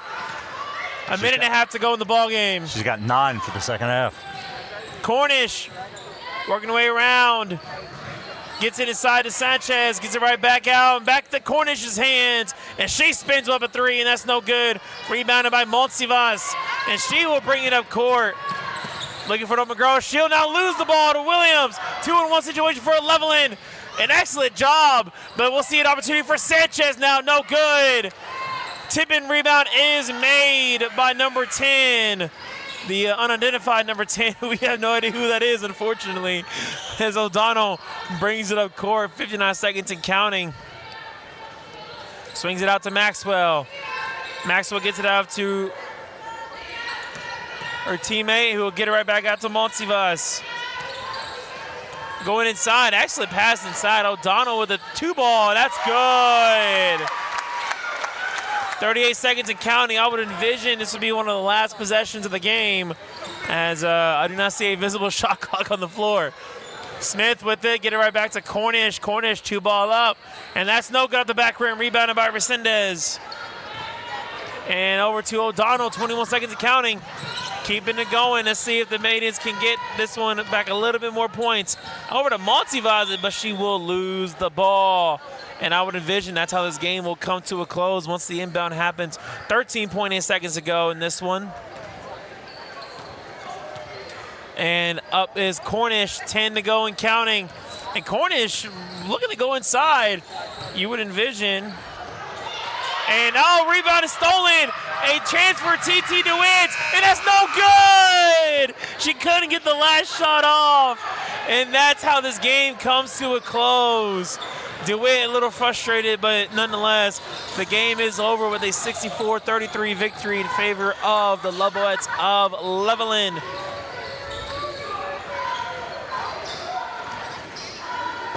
Hey, lots to do with my partners there filling out his score sheet. Partner, you want to fill us in? What we got? Well, for Levelland, it was really a two-player race for top scorer. Brooklyn Cornish finishes the game with 20. Presley Smith, who had 14 in the first half, ends with 19. Right. I mean, that's an excellent shooting all around there for Levelland. As I mean, obviously in the matchup like this, with the first time around matchup, I think the Maidens came out a lot better. Obviously, not the result they wanted, but hey, you pretty much cut their points by about 20%. You double yours for the most part. In fact, you actually might triple yours closely, and you're able to play solid defense. You learn a lot of things in this matchup. The team did a very good job breaking the press in multiple different ways. And you know what? Even though this season is not what you want it to be, I think you find some success in tonight's matchup. Absolutely. You find out who wants to fight, who wants to play, and who is it that it matters that you're on this Maiden basketball team. Right, indeed. So we are, I believe that is going to be it for us tonight, as we will be getting ready for the boys matchup set to begin in about 9 minutes. So we'll step aside, and when we come back, we will preview the men's game and get that one underway. You are watching, well, we appreciate you for watching Maiden basketball, and stick around for the Chiefs basketball. You're watching Lakeview basketball here on Concho Sports Network, presented by First Community Federal Credit Union. If you're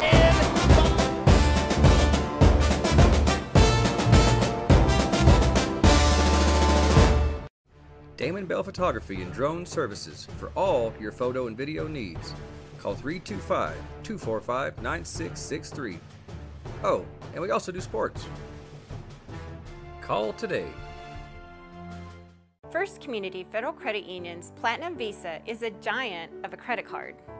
With great low rates, no annual fee, no balance transfer fee, and even a rewards option, First Community's Platinum Visa is the card for you. With security as a high priority, you can lock your card in case it's lost, stolen, or just to limit its use. So be smart, bank smart with First Community Federal Credit Union's Platinum Visa. Pain is never planned, and recovery time is never convenient. But the last thing you want to do is wait for answers. At Angelo MRI, you are more than a number. We can get you results within 24 hours at a price you can afford. So when you need to get back into the game fast, tell your doctor you want to go to Angelo MRI. We hope you don't need us this season. But in case you do, remember, it's your health, your choice, your MRI. At Schertz Landscape, we care about the quality of trees that you put in your landscape. Therefore, we grow our trees here locally in the Concho Valley. As a certified arborist, I not only care about the quality of your tree being planted, but I am also qualified as a tree risk assessor. I can evaluate the health of an older tree or the risk that it may have to you and your property. Come see us at Schertz Landscape, where we care about the quality of your trees. I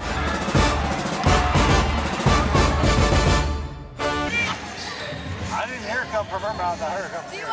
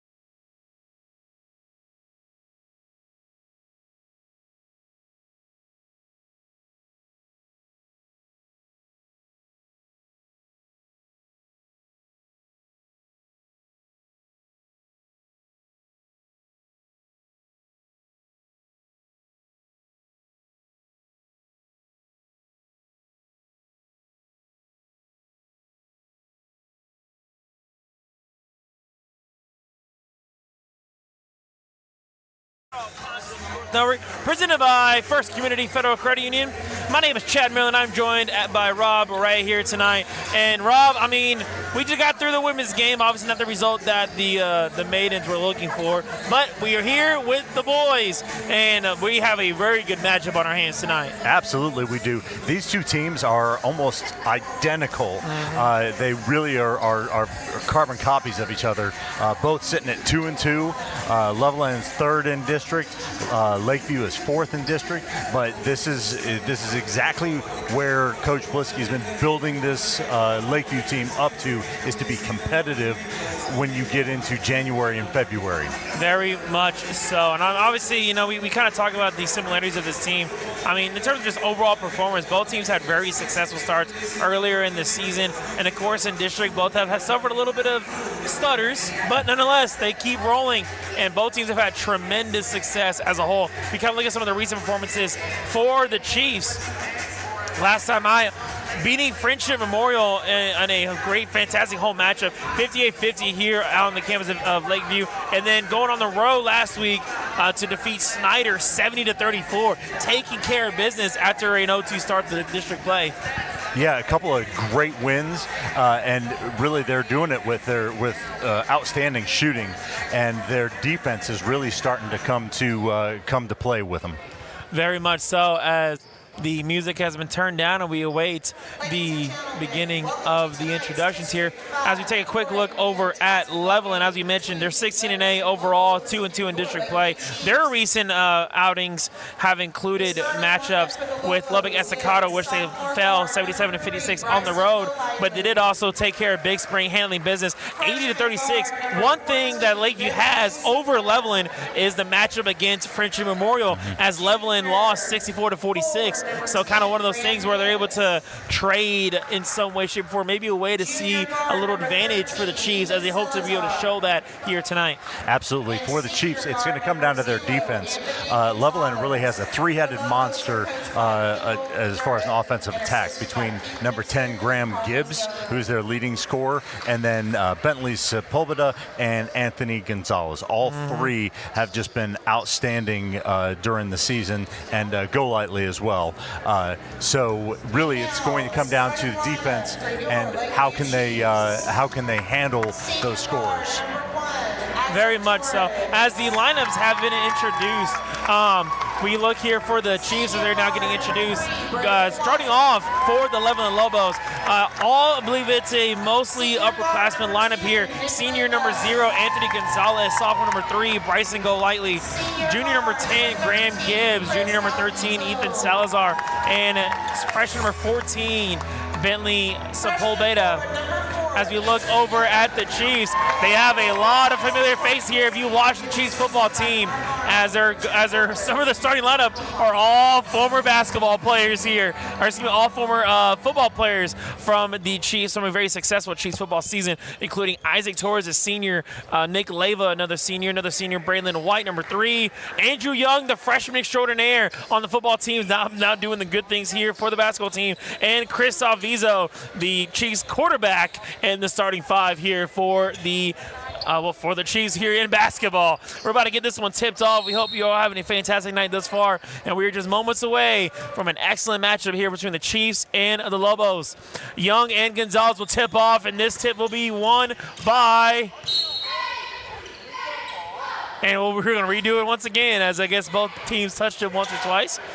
Lakeview wearing their all-white uniforms, trimmed by blue and black. Levelland wearing red uniforms with the land stretched across their chest. That time will be won by Levelland, and it will be brought up by Golightly, the sophomore. Working to get to his right side.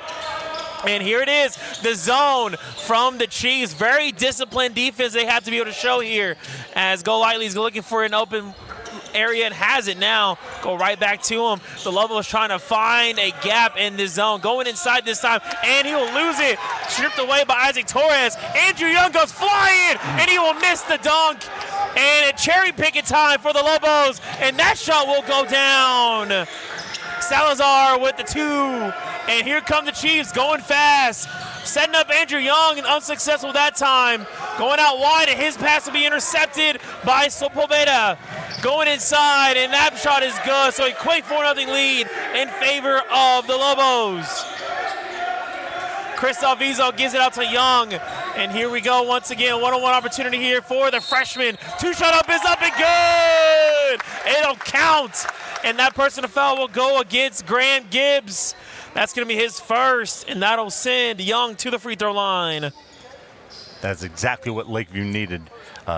Andrew Young being able to come down the floor and just calm everything down. I mean, obviously had a very quick way to set a statement early. Unfortunately, missed the dunk on the opportunity, but has a chance to get that right back right now with a and one free throw from the freshman. It's good.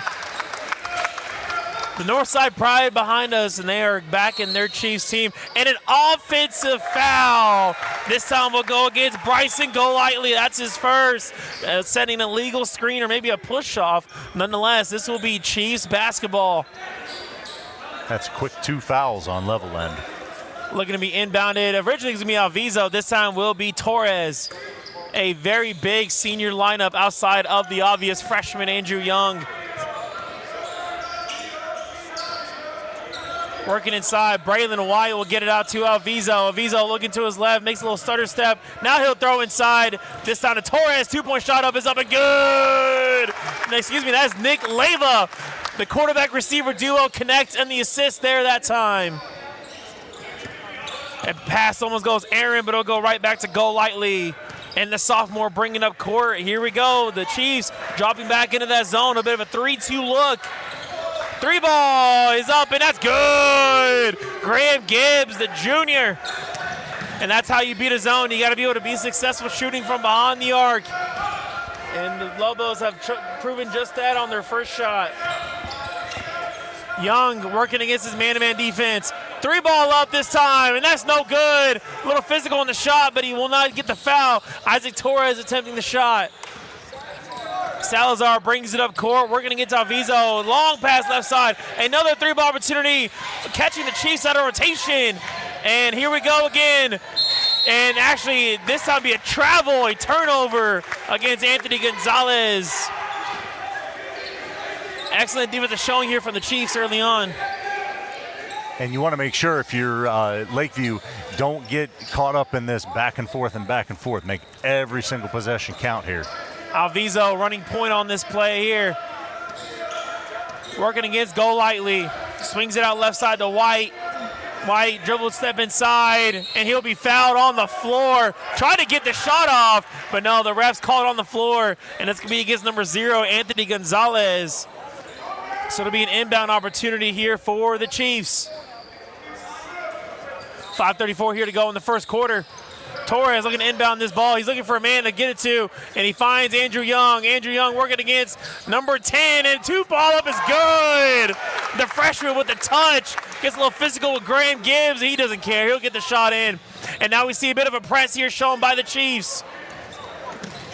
So Pobedo bringing it up court. 2 Chiefs in his face. Will he get the pass off? And he will indeed this time. Graham Gibbs with it. Now we see a bit of a drop back into the zone. Swing pass outside, going right back inside to Salazar. Great passing shown by the Lobos. 3-ball opportunity is up, no good off the back rim. And rebounded by the Lobos. Wide pass across court. 3-ball opportunity for Salazar, he won't take it. Now here's a 3-ball chance, and that one goes. Anthony Gonzalez. And when the Chiefs are able to tie it up, the Lobos stretch back out that lead. It's back to 3. Leva working his way, staying patient, seeing what the defense gives him. He'll give it over to Torres. Torres looking for Andrew Young, flashing down low. He won't get it this time. He'll lose the ball, actually, and it will be stolen and be a foul on the floor. Nick Leva will be charged with it. Again, drawn by Ethan Salazar. Hey, Chad, you said the word patient.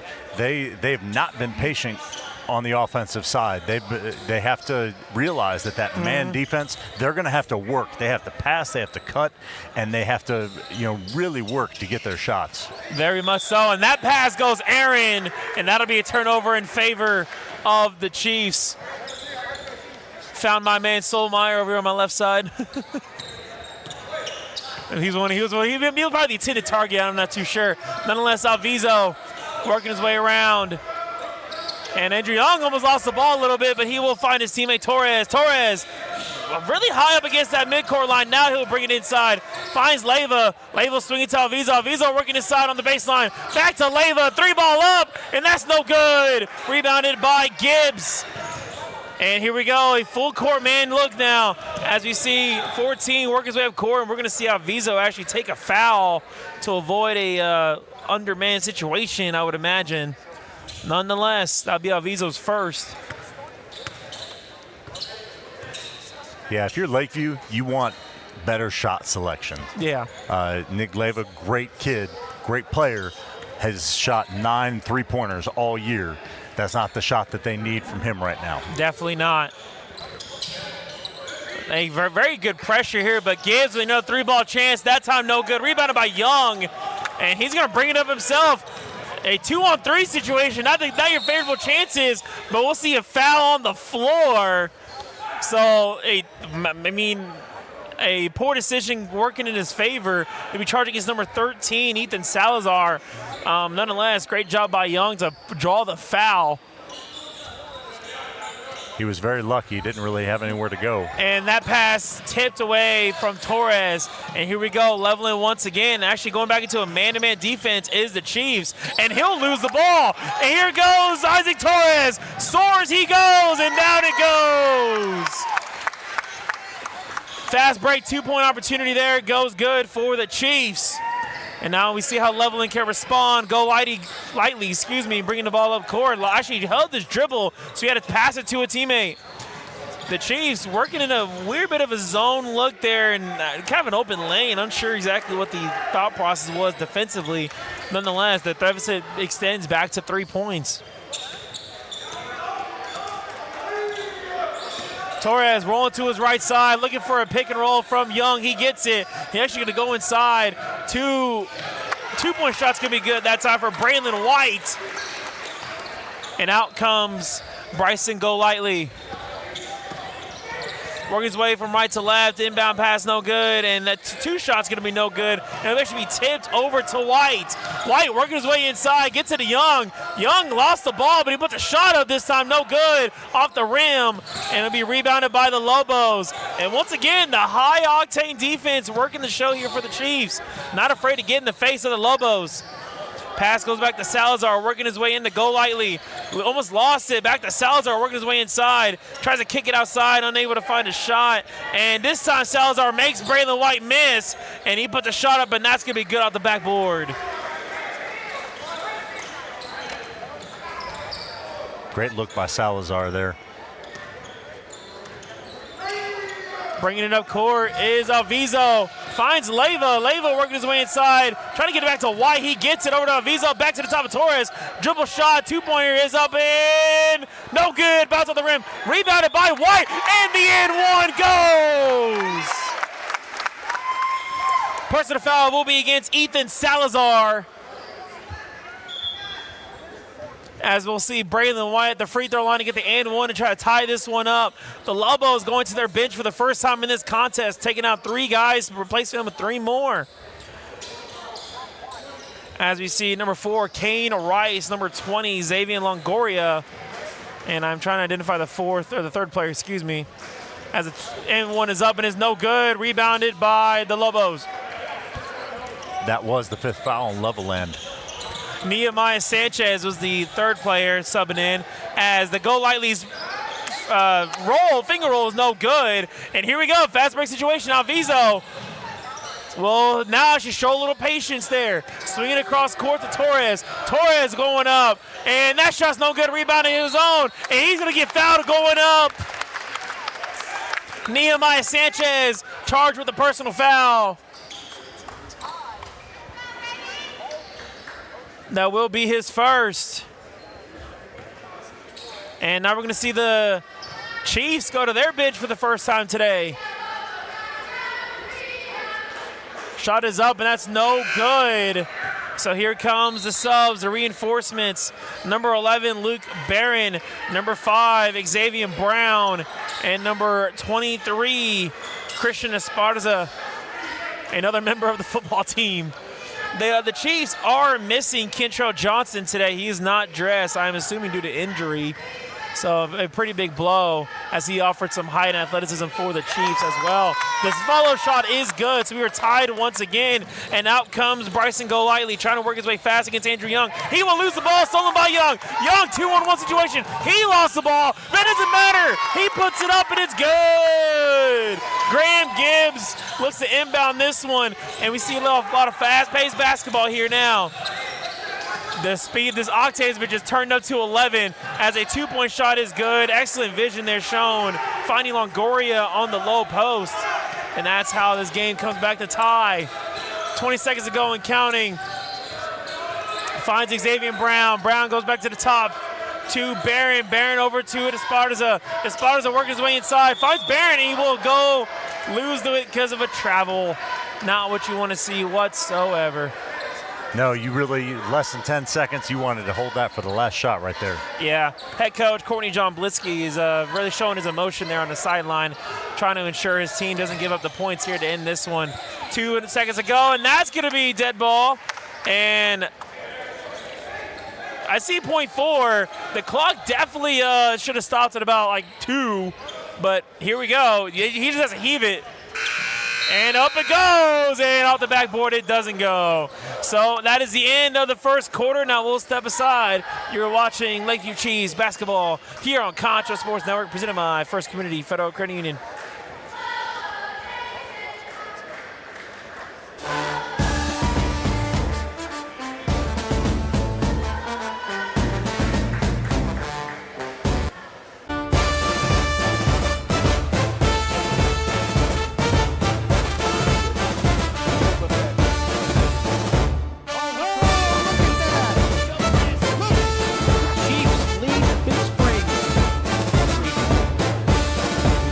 See Frenship being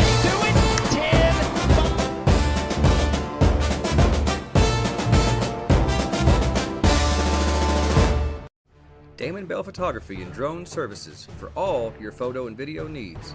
Call 325-245-9663. Oh, and we also do sports. Call today. First Community.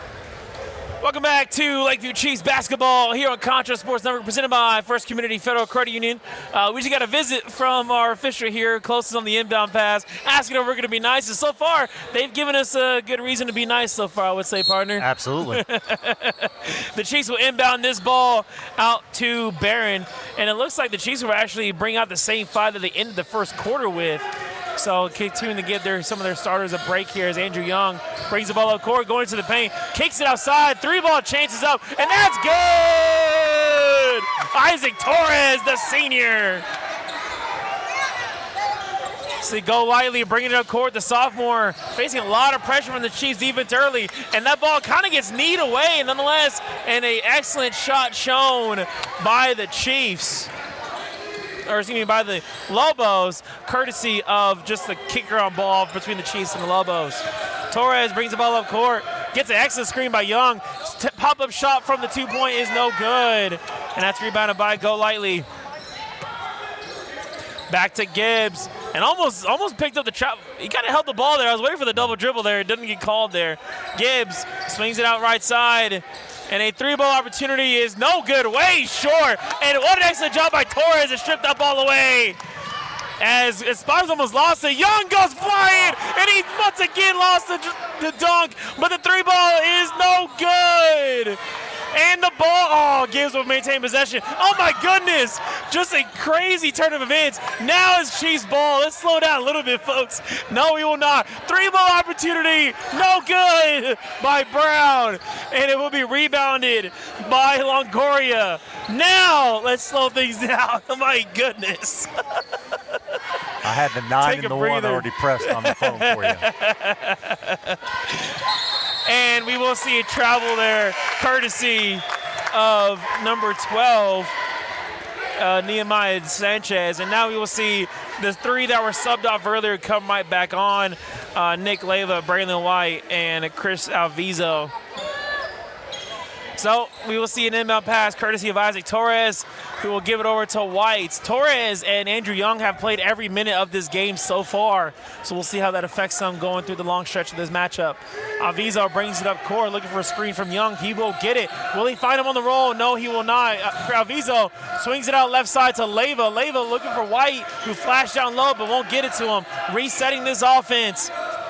Leyva gives it over to Young, and Young looking to get it to Torres, pointing inside, trying to get him going to Gibbs. 2-ball up from Young. That's no good. Looking for the rebound is Braylon White. 2-shot up is good. Braylon White may be undersized in the post, but he doesn't care. He will go flying for the basketball. Sanchez brings it up court, gives it to Gibbs. Back to Sanchez, step back three. No good off the rim. Rebounded by the Lobos. Excellent offensive rebound, and that will stay here. Last touch by Nick Leyva, and we will see the Lobos.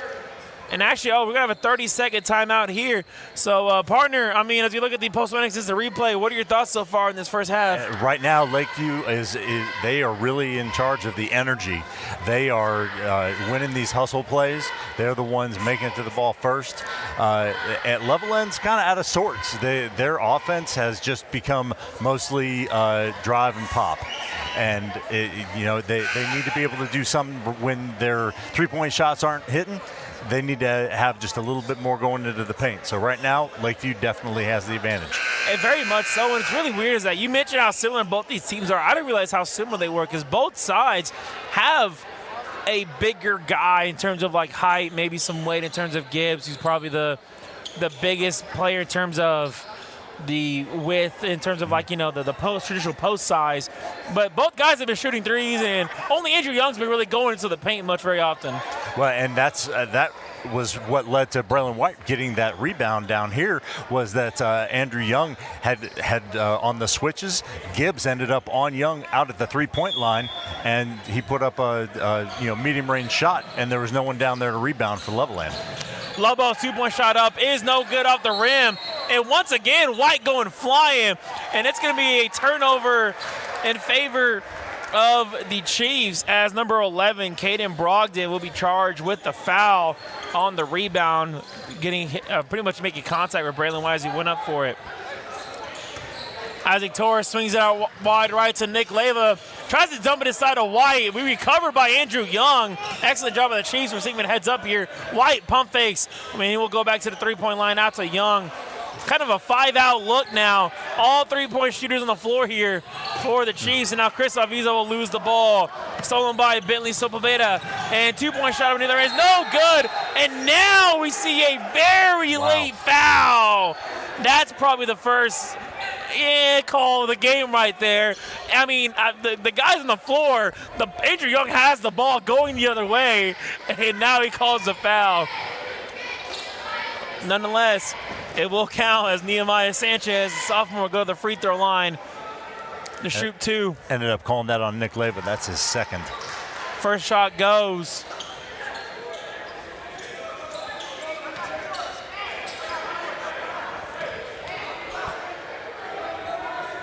Second shot up, and that one will also go. So now a 1-point lead in favor of the Chiefs. Torres leading this high-flying, fast offense of the Chiefs. As we mentioned, they don't really slow it down very often as that pass to White. Going inside once again, 2-shot up is, will spin it in. Tony the ball, doesn't care, it goes. And Gibbs with the ball, working his way inside. And my goodness, I'm waiting for it. Okay, there we go. The entire Northside Pride were asking for a travel. They finally got it there. My goodness. I counted 3 steps before he even let go of the ball.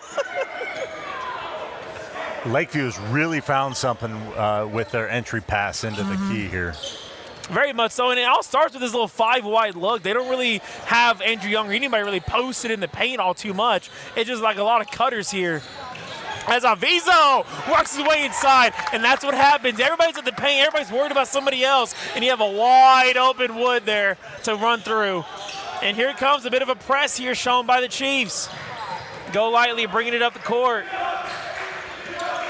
As you hear a little D-up chant shown from the bench, 2-point shot is no good, but that's because we'll see foul and go lightly, or excuse me, Bentley Sopabeta will go to the free throw line.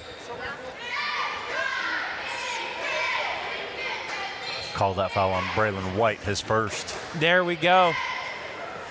Hey fans, while we see these free throws occur as he takes his sweet time, we want to let you know that why you should check out First Community to be your local auto lender, who's the #1 local auto lender with great rates on new, used, and refinance autos and a variety of payment options. They can help make your payment fit your budget. So be smart, bank smart. Apply online at onecfc.org or give them a call at 325-653-1465. Rates and terms based on approved credit. We saw some subs come on the floor for Levelland, nonetheless. The second shot is up, and that's good off the right hand of Sopabeta. As Isaac Torres are bringing up the floor, swinging out to Andrew Young, getting the play call from head coach Blisky. Nick Leyva with it now, working against Gonzalez.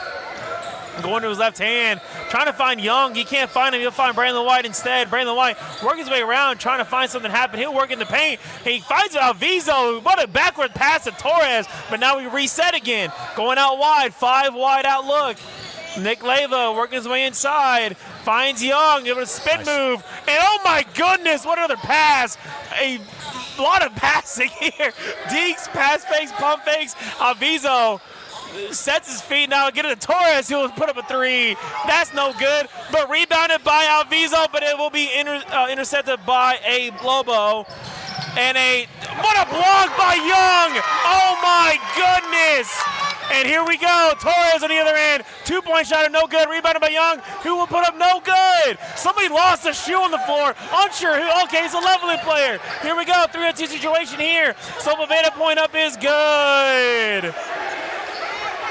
We have a shoe on the floor, have yet to stop play, and we are still going. Andrew Young is going.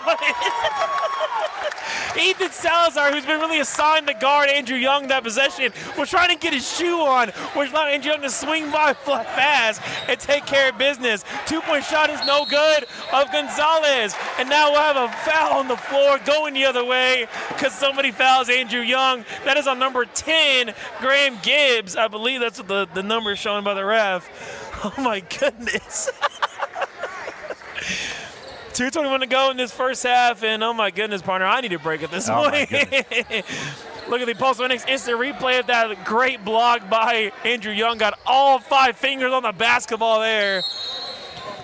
As the Lobos showing a bit of a high press here for the first time today. And looking for a 5-second call. And oh, he gets it off. Very close. Braylon White still rolling down the court. He'll dish it off. And back to Andrew Young. We see the 3 guys who came on earlier right back on the court here. Christian Espadas are going to roll to his left side. A 3-ball for Braylon White. No good at the front rim. And it'll be rebounded by the Lobos.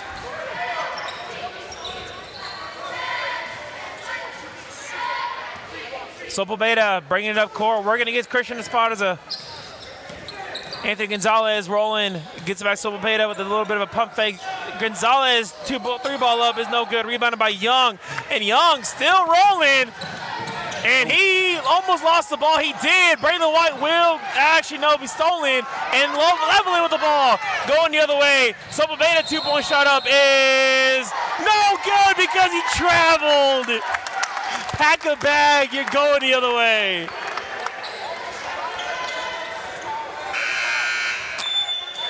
And now we'll see Andrew Young sit down, I would assume at the last minute, 28, in favor of Keandre Giddings, the senior, who will get his first action here tonight.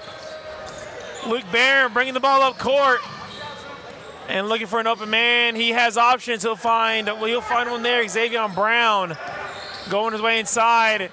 2-point shot up, no good. Trying to draw a foul there. He didn't get it. Brown will actually get his own rebound instead. And White working one-on-one, going inside of the paint, unscared, unfazed. And that's going to be ball in favor of the Chiefs. Gibbs trying to want to travel. He doesn't get it. And we'll see the Chiefs maintain possession with a 4-point lead. 1:04 to go here in the first half. Barron will look to inbound this one, the sophomore. And he'll find his teammate on the right side, working his way inside, and he finds a throw but 3 ball, no good! Luke Barron, and here comes the Lobos, 3-on-1 situation, not the best look, but he missed it, and it will be rebounded by Lobo, 2-point shot up is good. Christian Esparza working against a press here. Excellent job getting it over to Barron. Barron looking over to his right side, finds Brown. Brown 2-ball up, no good, hits the backboard, gets on rebound, and he will find Braylon White. And we're gonna see a little bit of a slowdown here, under 30 seconds to go in the first half. Swinging it around town, going away inside, hits it open man, finds it open 3-ball look, sends his dribble son and gets it in. No good, rebounded by Brandon White. Offensive rebound galore. Christian Esparza 2-point shot at no good. A lot of back and forth, eventually ends with a possession for the Lobos. We're seeing the return of the high press here for the Chiefs. 12.4 seconds. I would imagine we'll see a scoring chance, try to get some momentum for the Lobos entering the half. Christian Esparza going up against Sepulveda, and he brings it up court towards the middle here. Now what you really want to see, 2-point shot up, and that's good. We'll see a quick shot here, I would imagine, and Esparza no good, short. So we will have a tie ball game going into the half, 27-all here at the campus of Lakeview High School. We'll step aside and we'll enjoy the halftime. When we come back, we'll recap the first half and see what the second half brings for us. You're watching San Angelo Chiefs basketball, San Angelo Lake View Chiefs basketball here on Concho Sports Network. Consider my First Community Federal Credit Union. Federal Credit Union's Platinum Visa is a giant of a credit card. With great low rates, no annual fee, no balance transfer fee, and even a rewards option, First Community's Platinum Visa is the card for you.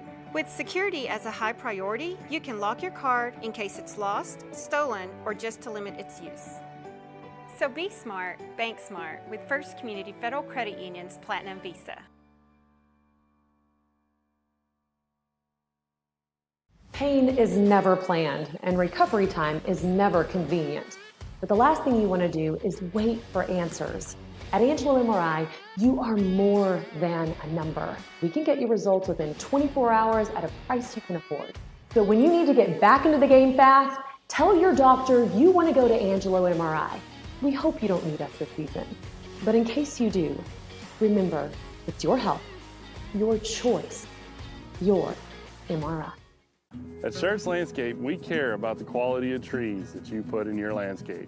Therefore, we grow our trees here locally in the Concho Valley. As a certified arborist, I not only care about the quality of your tree being planted, but I am also qualified as a tree risk assessor. I can evaluate the health of an older tree or the risk that it may have to you and your property. Come see us at Schertz Landscape, where we care about the quality of your trees.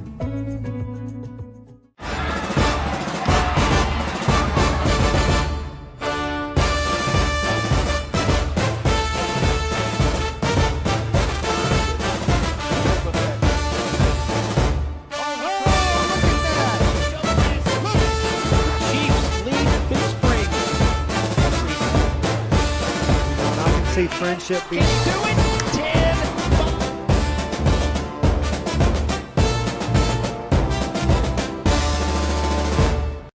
Damon Bell Photography and Drone Services for all your photo and video needs. Call 325-245-9663. Oh, and we also do sports. Call today.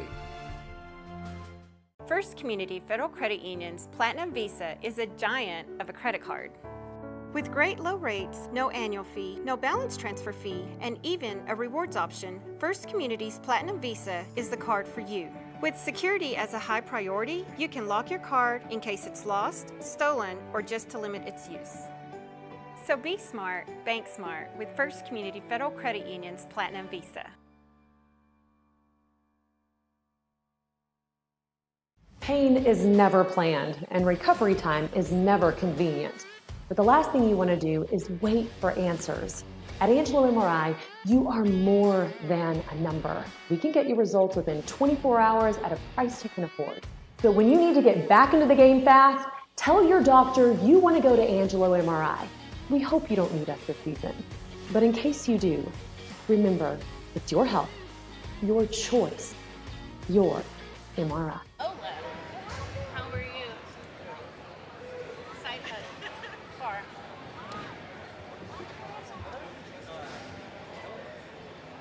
He left Oklahoma State. He went to OSU? Yeah, he's just an analyst. He ain't nothing. Oh. So I just heard in my ear they promoted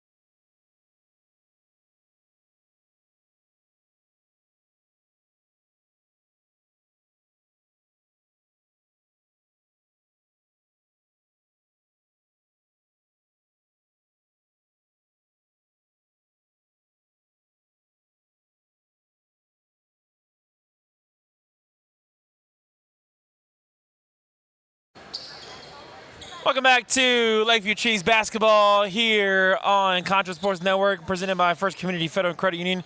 We are at the Bill Norton Gym. We spent pretty much a game and a half trying to figure out what the name of this gym was called. I mean, we just didn't know. And of course, at Central they have the Bay, but we didn't know what it was here. Nonetheless, a tie ball game going to the second half as the Chiefs inbound it to Chris Alviso, and he'll get over to Braylon White. Partner, obviously, let's hear your first half thoughts if you see this beginning of the second half unfold.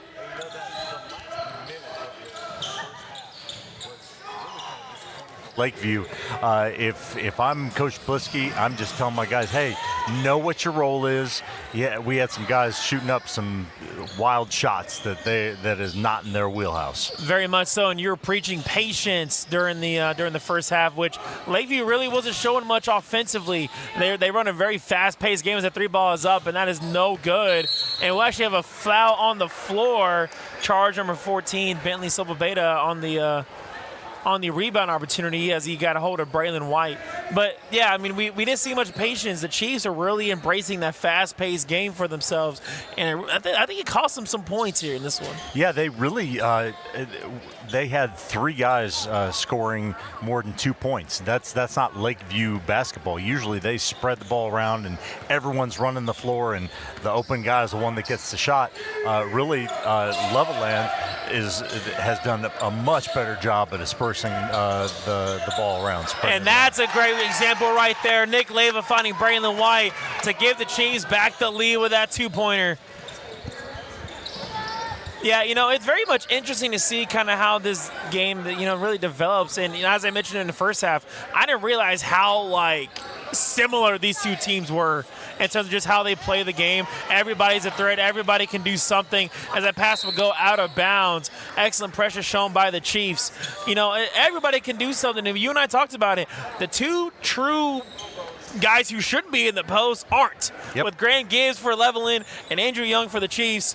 Obviously, they both want to shoot threes. Both have made threes in this game already, so it's kind of weird to see kind of how the evolution of the big man has been thanks to guys like Nikola Jokic and, other players like him. But if you have that, you need to have a guy that's not as big, who is not afraid to go down and bang around a little bit. And that's what Lakeview definitely has in Braylon White. Very much so. As the three ball was no good for Alviso. Nick Leyva unable to get the rebound and will be recovered by the Lobos. And out comes Silva Beta, who's having himself a nice game overall. We said his name a lot tonight as he gets the ball back in possession. And we'll see Salazar with it now. And a lot of pressure on back to Silva Beta. And they're going to reset this as the Chiefs go right back into their zone zone defense as Gibbs took another three shot. No good. Rebounded by White. And here comes a cherry pick opportunity for Nick Leyva. And that's good. Back to this press. So the Chiefs love to run this full court press and then drop back to a 3-2 zone to try to limit the three ball and keep pressure on anything that goes inside the paint. There goes Gibbs taking a traditional post position and just unable to get the ball to him as number 0, Anthony Gonzalez, will lose possession and kick it out of bounds. Look at the post landings. It's the replay there for the two-pointer for Leyva. And right now, Lakeview is making Levelland do something they're not comfortable doing. They are an up-and-down team as well, and they just do not look comfortable running their half-court offense with that zone. Yeah, and we have a temporary pause here as it looks like there's an issue with Braylon White's shorts. I think maybe we're taking a look at maybe a little blood, something of some sort. Yeah, he's running over to the sideline, and we're seeing what's the deal here. Maybe there's a cut, a scratch, something. Nonetheless, they only have a little bit of time before they have to sub him out for somebody else. But I mean, they're cleaning him up. Got a little bit of a wet wipe there of some sort, and they're working at it. I'm unsure exactly what the issue is. I don't see anybody with any cuts or scratches, and they got to sub him out now. So we'll see Braylon White take a seat in favor of Caden Brogdon, of Luke Barron. So we'll see what the development is there as they continue to work on Braylon White's shorts. Alviso will bring the ball up court, courtesy of an inbound from his teammate Nick Leyva on the football team. Of course, your teammates here as well, obviously. And Alviso will bring it up, bouncing inside to Young. Young got the three-point line. Let's see if he takes one. He's working against Gibbs. He'll dish it off, give it over. Now we see Torres with it. He's made a couple threes so far in this matchup. Over to Leyva, gets a screen from Young, trying to set up a roll opportunity. He will not get it. trying to call out a play of some sort, get something going here. Back to Torres. Torres back at the 3-point line. We're back at the same position where we started, trying to rotate this team around. Can't find a shot. Torres will finally take one, and that'll be no good. Rebounded by Gonzalez. And here we go, seeing the Lobos trying to bring it up court, facing Leyva. High pressure here, and they're just barely able to get it across the line there. And that ball is going to be almost stolen by Torres as Sepulveda is working his way inside, and he's going to lose the ball. We will see jump ball. Excellent job by Leyva to stop that. The possession will stay with the Lobos. It does not matter, though, as Braylon White returns to the game. And we do see Gonzalez take a seat for the Lobos. Working his way around. Just make them work. Just make them work, Chad. Yeah, no, exactly. Making them work is all they need to do. As see a 3-ball opportunity for Sepulveda. Will not take it yet. Working is against Torres. And now going back to the corner, now back to Sepulveda. And now over to Golightly. And oh my goodness, making 2 guys miss. Grabs with the ball, will lose it. And oh, they're going to call it a jump ball instead. Braylon White stripped. Graham gives clean. But the official on the floor will call it a jump ball. It is in favor of the Chiefs, but it does cost them that possession arrow, which they wanted to maintain through the rest of this contest. Alviso brings the ball up to the court. Swings it over to Braylon White. White looking over to his right side, gives it over to Leyva, who almost lost it, but he maintains possession. Working against Golightly. And a little bit of a push off, but we're still rolling here. And here we go. Working his way inside. Oh, Torres had an open lane. Will not take it. We'll take a shot now, and that's no good. Not the best shot selection for the senior there. Golightly, excellent pass inside, but he's going to lose the ball. Andrew Young, 2-on-1 opportunity. Will he take it? He will, and now he will make it. He'll miss it, actually. And now we see a cherry pick opportunity for the Lobos. And yeah, there it is. Offensive foul. Excellent job by Isaac Torres. I mean, that is a textbook taking a charge right there. And if you're Levelland, you just have to be smarter than that. Sepulveda did such a great job. He had all he had to do was just toss it, and they had an easy 2. That ball will stay here as, yeah, just an excellent job there by Torres taking the charge. And we'll see a sub come on for the Lobos. Number 20, Xavier Longoria checks in for Gibbs. And we will also see Kane Rice come on for Bryson Golightly. So kind of the main players for both sides are all seeing the floor here today. So we'll see how it continues to evolve here as Alviso with the ball up court. The Chiefs lead by 4, 3:33 to go here in this one. Torres working his way to Young. Young, 2-point shot up is good. Excellent job by Torres. Give it to the biggest guy on the court, why don't you? And oh my goodness! And oh man, a little bit of a freak play there. Andrew Young goes up for the block here. Look at the Pulse Phoenix instant replay here. He actually get charged with the foul here, but he does fall quite scarily a little bit on Ethan Salazar, but he looks to be okay. He's back up and ready to take that and one. Alviso will take a seat now in favor of Brogdon. The and-one opportunity is no good. Rebounded by Braylon White. And White will bring it up court. He pass it out to Torres. Torres, open lane. He's taking the opportunity. 2-ball up. And no good at the rim. Rebounded by Leyva. Andrew Young trying to go flying, and he'll be fouled going up. So he will go find the free throw line. And he'll be charged against number 20, Xavier Longoria, the freshman. Lakeview is bringing their offense back to what was really working for them in the first half. Andrew Young, the freshman, was a standout breakout star on the football team. Will miss the front of the 2 free throw shots. As you see Xavier Brown come on. And we do see the Levelland Lobo cheer squad here as the Chiefs cheer team was also here. And that free throw is actually rebounded by Nick Leyva. And my goodness, the poor student athletic trainer got scared there by a little bit as Ethan Salazar went flying into her to try to get the ball. And we see little good laughs all around here on the Northside Pride. Leyva getting over to White. Fake pass by White. Back over to Barron. And back to Andrew Young, who's swinging out wide left to Brown. Brown back to White. And that's going to be, I would assume, a foul on the floor. Yes, it will, by number 12. I'm going to double check myself. Yes, number 12, Nehemiah Sanchez, the sophomore.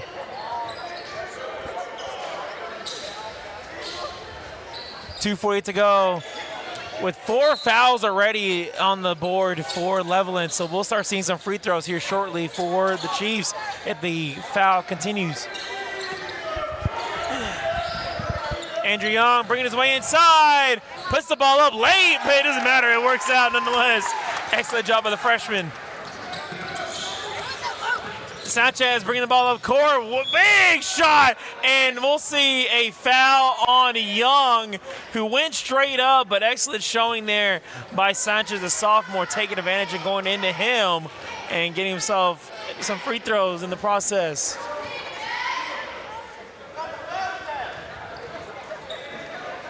Spin off his right hand, a little bit of a jitter, and he still gets it up. And we'll see Graham Gibbs and Anthony Gonzalez check back in.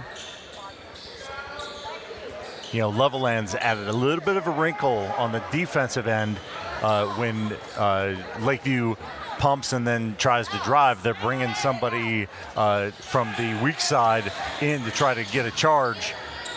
Funny though, when Young was the man driving, nobody wanted to get in front of him. Very much so. Excellent job there by the Lobos to get the offensive rebound there on the missed free throw, but turned the ball over nonetheless. Braylon White bringing it up court, trying to work his way inside. Finds Young. Young trying to go flying. What a Euro step! Excellent job. A textbook Euro step by the freshman. My goodness. Levelland, open 3-ball chance. They haven't had many of those. They'll miss it over the backboard. As Braylon White brings it up court, looking for Leyva. 2-ball up is good. The fast break offense working to perfection thus far. And here comes the press. Barron and Leyva met him up high, and now we see it back in. Oh my goodness, what a turnover. And Leyva lost the ball, and it will stay here. As you see, the Chiefs head coach just bent over in frustration. He's like, gosh darn it, like what are we doing here? Just a little bit of a mass here as we, maybe a maze is a better term. Nonetheless, it will be Lobos basketball, and the inbound pass is successful to Ethan Salazar. Back to Graham Gibbs inside to Go Lightly. Back to Gibbs, 3-ball opportunity for the big man, and that's good. And we see a timeout on the floor. It was called by the Lobos, and it'll be a 30-second timeout.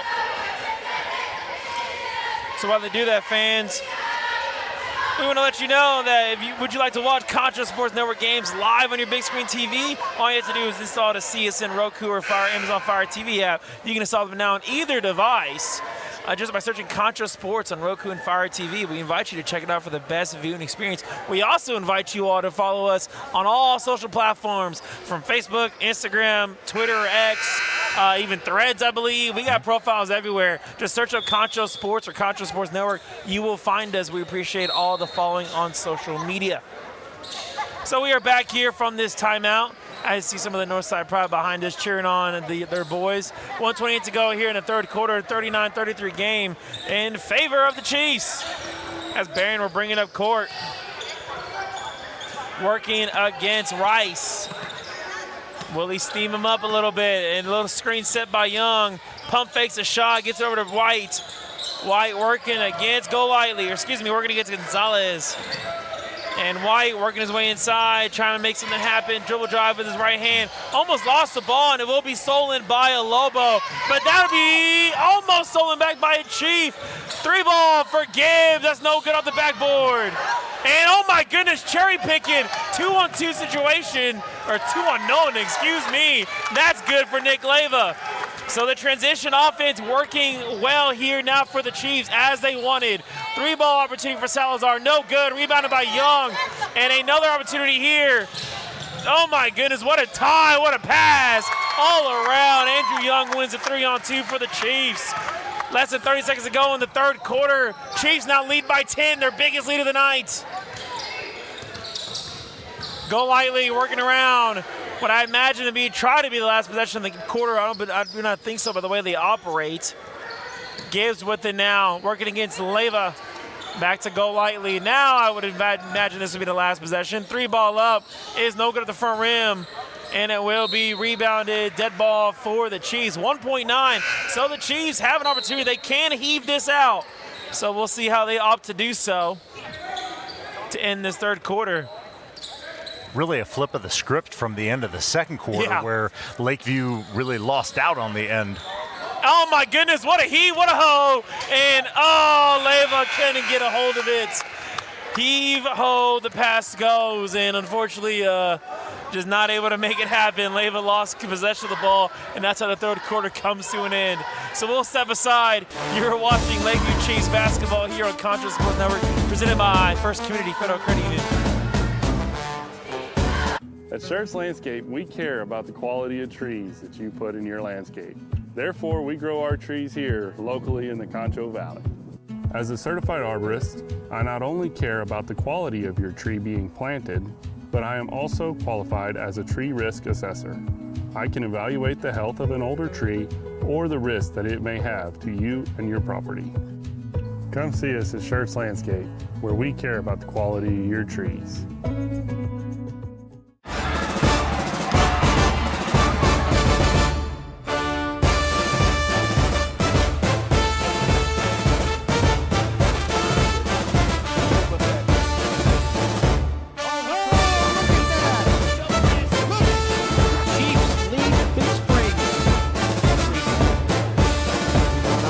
Frenship being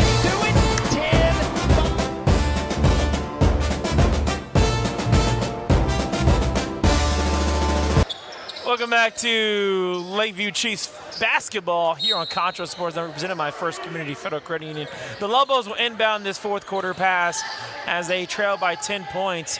I almost said Lakeview Chiefs football because that's what I did all year, as Andrew Young's going to be able to intercept that pass and work his way inside, and he will get, a jump ball in favor of the Chiefs. Excellent job, actually, by Bryson Golightly, the sophomore, to be able to just hold on for dear life against Young, who is obviously a good bit taller than him. And outweighs him by, what do you think, 75, 85 pounds? I would have said, yeah. Andrew Young's a tall, lanky, freshman. So I would imagine as a 3-ball from Leva is no good. Typically a miss, but it's going to be a foul on the shot. So we will see Xavier Brown go to the free throw line.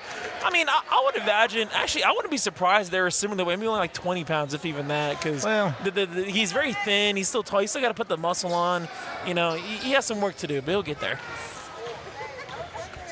Brown, the senior, spins it off his right hand. It is good on the front end of a 2-shot free throw. Now the lead is 11. Once again, the new largest lead for the Chiefs here tonight. Second shot is up, and it's good. Rebounded by Ethan Salazar, and the Chiefs go right back to that press, which gave the Lobos a bunch of fits last quarter. And once again, you see why right there. Stolen by Luke Barron as Braylon White brings it up, and a 3-ball is good! Xavier Brown, and the lead is now 15. Bentley Sopobeta bringing it out and gives it over to Bryson Golightly. Back to Sopobeta. Back to Golightly. Little back and forth action here. Now swings it to the corner. Trying to work his way inside to Gonzalez. Back to Golightly and back to Gonzalez. Works his way across. Trying to find Sopobeta on the far end. Will be stolen by Braylon White and brought out by Andrew Young. Swings it across court, and I cannot hold on to possession as Xavier Brown. And now we will have a timeout on the floor, and it's going to be a full one. So we'll step aside. You're watching Chiefs basketball here on Concho Sports Network, presented by First Community Federal Credit Union. Damon Bell Photography and Drone Services for all your photo and video needs. Call 325-245-9663. Oh, and we also do sports. Call today. First Community Federal Credit Union's Platinum Visa is a giant of a credit card. With great low rates, no annual fee, no balance transfer fee, and even a rewards option, First Community's Platinum Visa is the card for you. With security as a high priority, you can lock your card in case it's lost, stolen, or just to limit its use. So be smart, bank smart with First Community Federal Credit Union's Platinum Visa. Pain is Welcome back to San Angelo Lake View Chiefs basketball here on Concho Sports Network, presented by First Community Federal Credit Union. 6:49 to go here in the ball game. The Chiefs lead as 15, their largest lead of the night, as the second half has been a flip of the script, taking advantage of high-octane defense and transition offense to be able to score a bunch of points here as the Lobos look to inbound this one, finding Go Lightly working his way around, gives it out to Kane Rice, back to Go Lightly, and here we go. The Chiefs have dropped back into that zone they like so much. Go Lightly working his way inside. Great kick out, three-ball opportunity for Gonzalez. That's good. The classic in and out theory works for the Lobos that time. As Nick Leyva had the ball initially, gave it to Braylon White. White working his way inside. Two ball up is no good off the rim. Rebounded by Gibbs. Gibbs was trying to get a little cherry pick action. Did not get it there. As we're going to see Sopabeta go up, and that's going to be good. So back-to-back possessions. The Lobos making quick work here. As Brogdon having trouble there with the ball. Finds Young. Young going up against Gibbs. And he gets the and one. Graham Gibbs will be charged with that foul. It'll send Andrew Young to the free throw lines. Look at the Postal NX instant replay. The freshman showing off against the junior.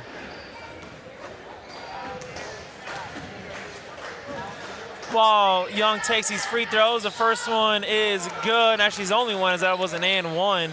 So that next adder, he's going to have to hold on a little bit.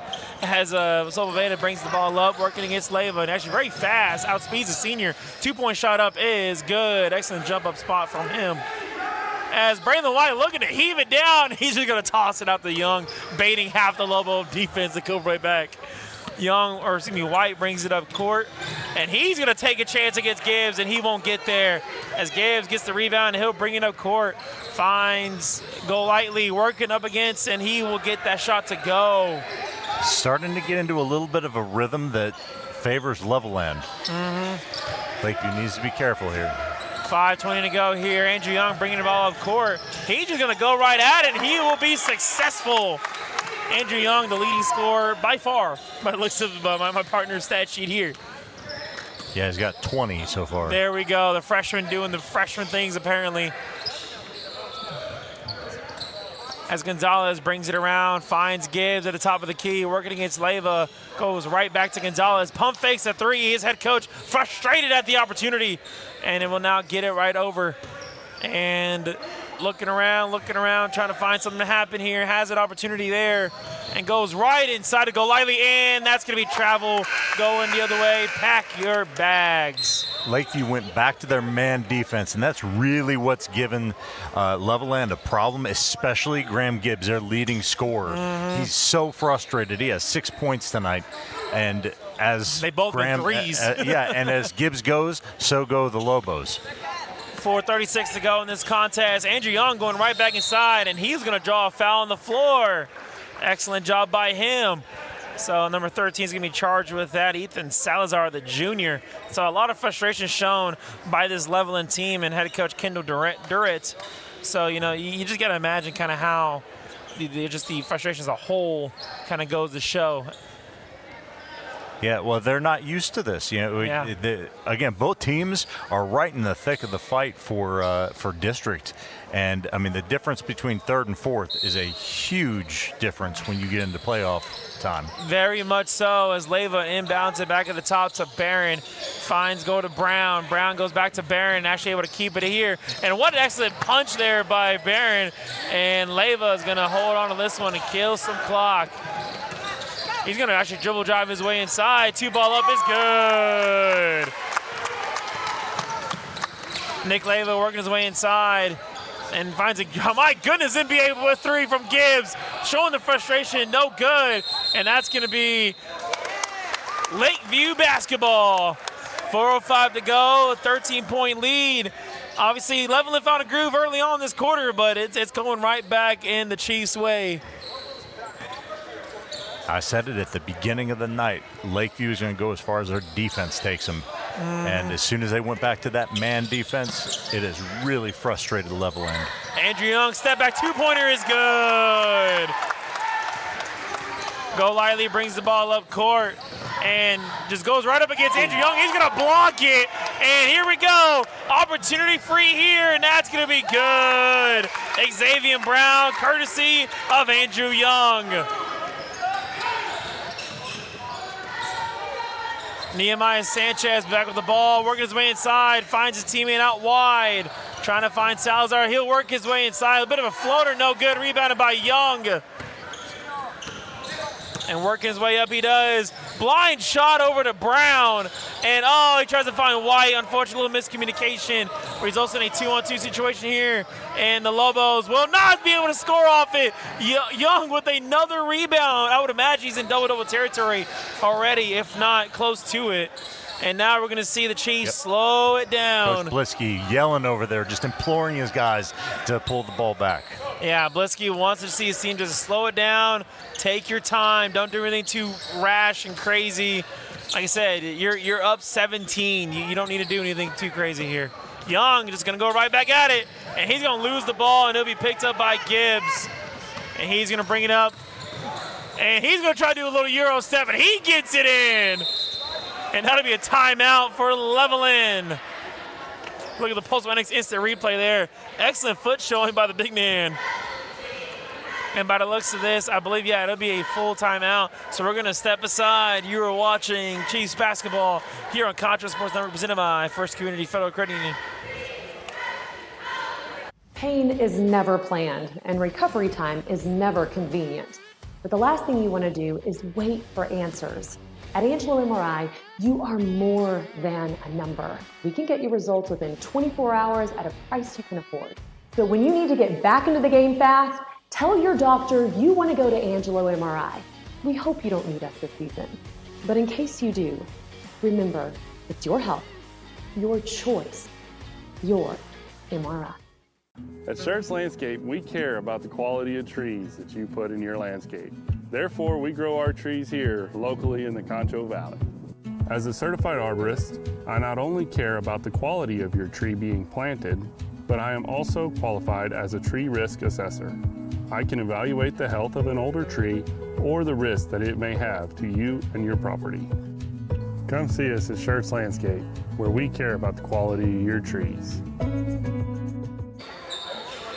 Welcome back to Chiefs basketball here on Concho Sports Network, presented by First Community Federal Credit Union. The Chiefs with a 15-point lead in this one as they look to inbound this ball, and they're going to find more success here in it. Braylon White finds Andrew Young, as the Chiefs will just look to kill the clock some. Coach Blisky making it known to just slow it down, let the clock drain, and we're going to see a foul there from Gibbs, fouling Andrew Young. So one more, and that'll put the Chiefs at the free throw line. That's actually going to be Gibbs' fourth foul of the game, as flashed by the scoreboard here. And inbound pass, working his way up court. And like I said, they're going to slow it down. They're going to slow it down. Luke Barron finds Braylon White, and White looking around, trying to make something happen. Finds Leva. Leva working his way inside in the paint. Finds Barron, and that's going to be no good off the front rim, and that's going to be rebounded by the Lobos. Excuse me, that was Brown. My apologies. Two-point shot is good for Bentley Sepulveda, the freshman. And out comes White. And a little bit of crossover. He'll lose the ball, and he's going to be... And, oh, my God, what a timeout called. Wow. Coach Blisky, the moment White hit the floor, he was calling a timeout. He got it. What a job there by Coach Blisky. Well, while we wait for the timeout to come through, fans, we want to remind you why you should check out First Community, who's the #1 local auto lender with great rates on new, used, and refinance autos, and a variety of payment options that can help make your payment fit your budget. So be smart, bank smart. Apply online at onecfc.org or give them a call at 325-653-1465. Rates and terms based on approved credit. And, of course, fans, you should always check us out on Concho Sports Network on the big screen. All you have to do is install the CSN Roku or Fire TV app. And you can install them now on either devices by searching Concho Sports on Roku and Fire TV app stores. We invite you to check it out for the best viewing experience. We appreciate all of you who are watching this contest here on your screens at home. And, of course, as always, coming out and supporting the Chiefs here on the campus of Lakeview High School on the north side. We are just coming out of this timeout as 1:37 to go here in the ball game. Chiefs lead by 13, and pending a absolute collapse, you would envision this is how the result will hold, and the Chiefs will come out victorious. As we see Barron bringing the ball up court, gives it over to White. White working his way around in the high press situation here for Levelland, working over to Leva, back to White. Now we're just gonna see the ball get passed around a whole lot more. Gibbs working around. Actually almost got a hold of Leva, fouling for the 5th time there. And we're going to see Barron hold the ball, and he overthrows everybody. And that's going to go out of bounds, and that's going to be a turnover in favor of the Lobos.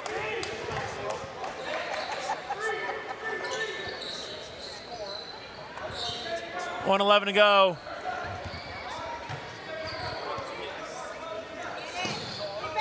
And a Gibbs with a 3-ball opportunity will push off. He's going to take the 3. He's going to get fouled on the shot. Personal foul is going to be called against number 11, Luke Barron. That's going to be his first. And that'll put Gibbs at the free throw line. So the frustration to continue to show from their scoring leader, as he pretty much just had to chuck up a prayer as that first shot is no good off the back rim. Let's stick around, fans. During the postgame show, we'll come back, recap this contest, and talk about what's next for the Chiefs.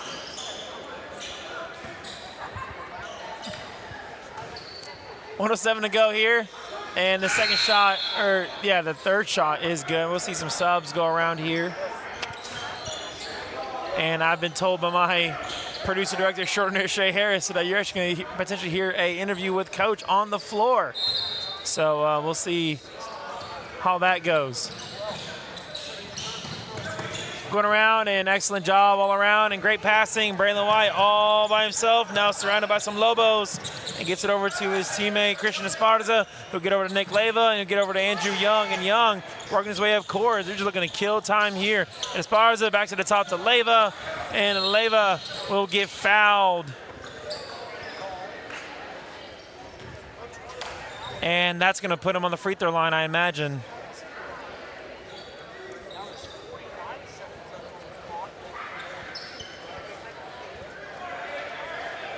.2 to go as Leva, the senior. The shot is up, and that's no good at the back of the rim. And we're going to see some subs go all around here. Gibbs will check back in. And we'll see Andrew Young take a seat, what I imagine will be for the last time in this contest. The game's leading scorer by a ton. 49.2 to go here. Leva's second free throw is no good. Rebounded by Salazar. Brought up by Sepulveda. And he's going to lose the ball, but Salazar right there to grab it. He's going to go inside. 2-point shot up is no good. Rebounded by White. And he's going to be fouled on the floor. Sepulveda will pick up the foul.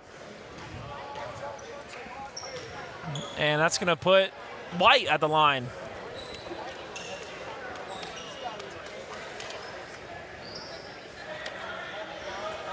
That's Keandre Giddings. He checked in for Andrew Young there.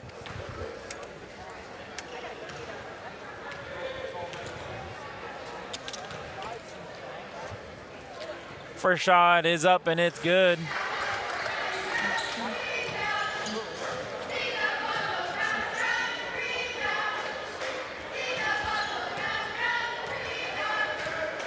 .37 seconds to go here, and the second shot from White is up, and that is no good at the back of the rim. Rebounded by Giddings. He'll get the ball back out to Leva, who gets to get over to White, and we're going to see the ring around the rosy happen once again, as we're going to see actually a travel called against Christian Esparza, and that's going to turn the ball over. And we'll have a timeout called by Levelland. You know, looking ahead now for Lakeview. Yeah, what we got, partner? They are on the road come the 22nd at Big Spring. Okay. And then big game. Big game coming up against Estacado on the 27th. There you go. Yeah, big matchups to determine the rest of this district, how it will fall out. So obviously big matchups all around. And if the result holds, this will be a big win for the Chiefs as they look to continue their run to try to make a play at the district championship. 20.9 to go here. We'll see the Chiefs, or excuse me, we'll see Levelland inbound this ball as the Chiefs lead by 12. Inbounded by Civil Beta. And working against inside. He get around the press there, and he'll put up a shot. And that's blocked by Nick Leva. He's going to lose the ball a little bit, and it'll be brought up by White. 15.7 to go. He's going to heave this one out, and it'll be intercepted by a Lobo. 10 seconds to go in this one. We'll see, I would imagine, 2-point shot by Civil Beta, no good. Rebounded by the Chiefs, and I think that's how this game will come to an end. There it is. Final score, 60-48. So we're going to step aside. When we come back, hopefully we'll have an interview with head coach John Blisky, and we will be back. You are watching Chiefs basketball here on Concho Sports Network, presented by First Community Federal Credit Union.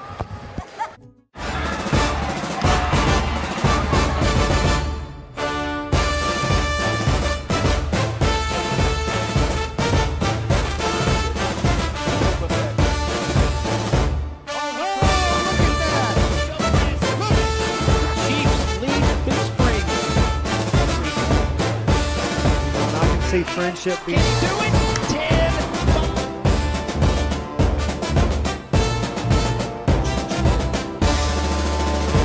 Mic check. Damon Bell Photography and Drone Services for all your photo and video needs.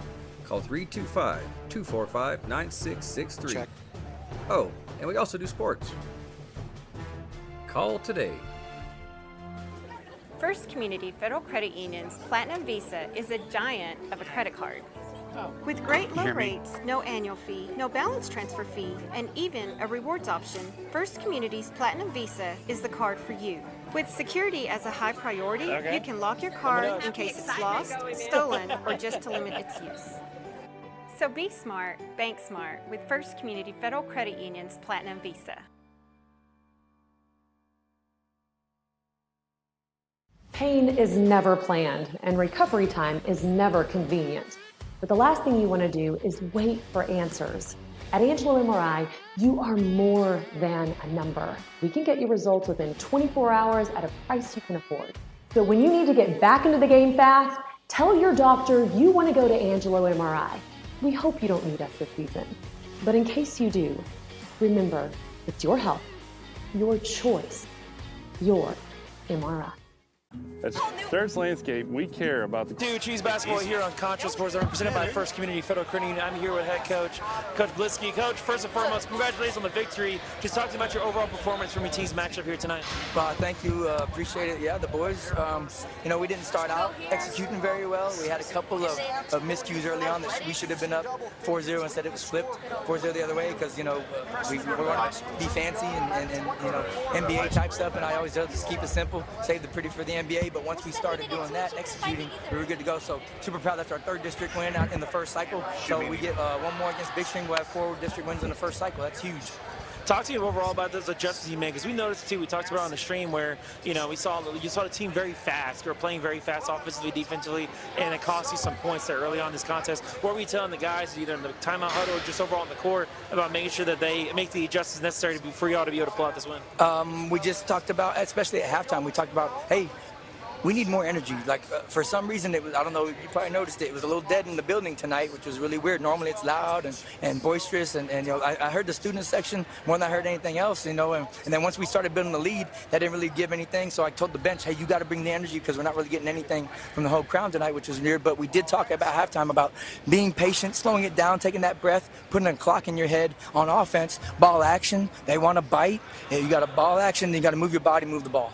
Talk to me about Andrew Young, obviously a very standout freshman. He was a standout on the football team. Now he's a standout on the basketball team. Talk to me about his impact on your team. Oh, he's huge for us defensively and offensively when he, slows it down just a little bit. And he did kind of push the issue a little bit more tonight than he has in the past couple games where he's trying to drive it, where we just talk about if you'll kick it and cut, you'll get the ball back. You'll end up scoring in the same position you just tried to. But then when they're reaching and hacking and fouling and it's not getting called, it's easy transition the other way. And once we stopped doing those things, it was easier buckets for us on this end.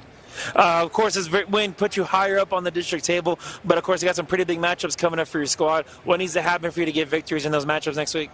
Keep it up on the rebounding and the boards. I thought we did a fantastic job of rebounding tonight. That might have been our best overall rebounding performance in district play.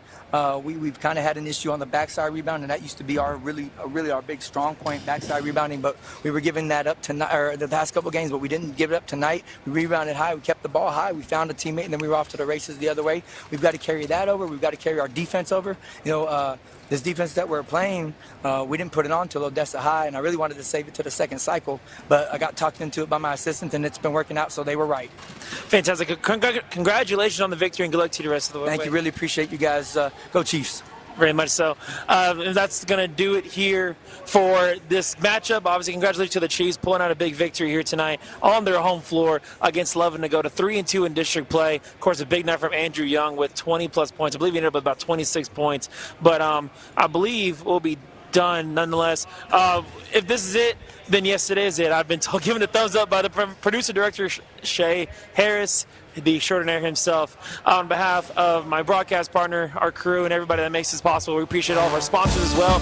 My name is Chad Miller, and as always, take care of each other and yourselves. Thank you for watching tonight's broadcast of Chiefs basketball here on Concho Sports Network, presented by First Community Credit Union. And as always, have a good night.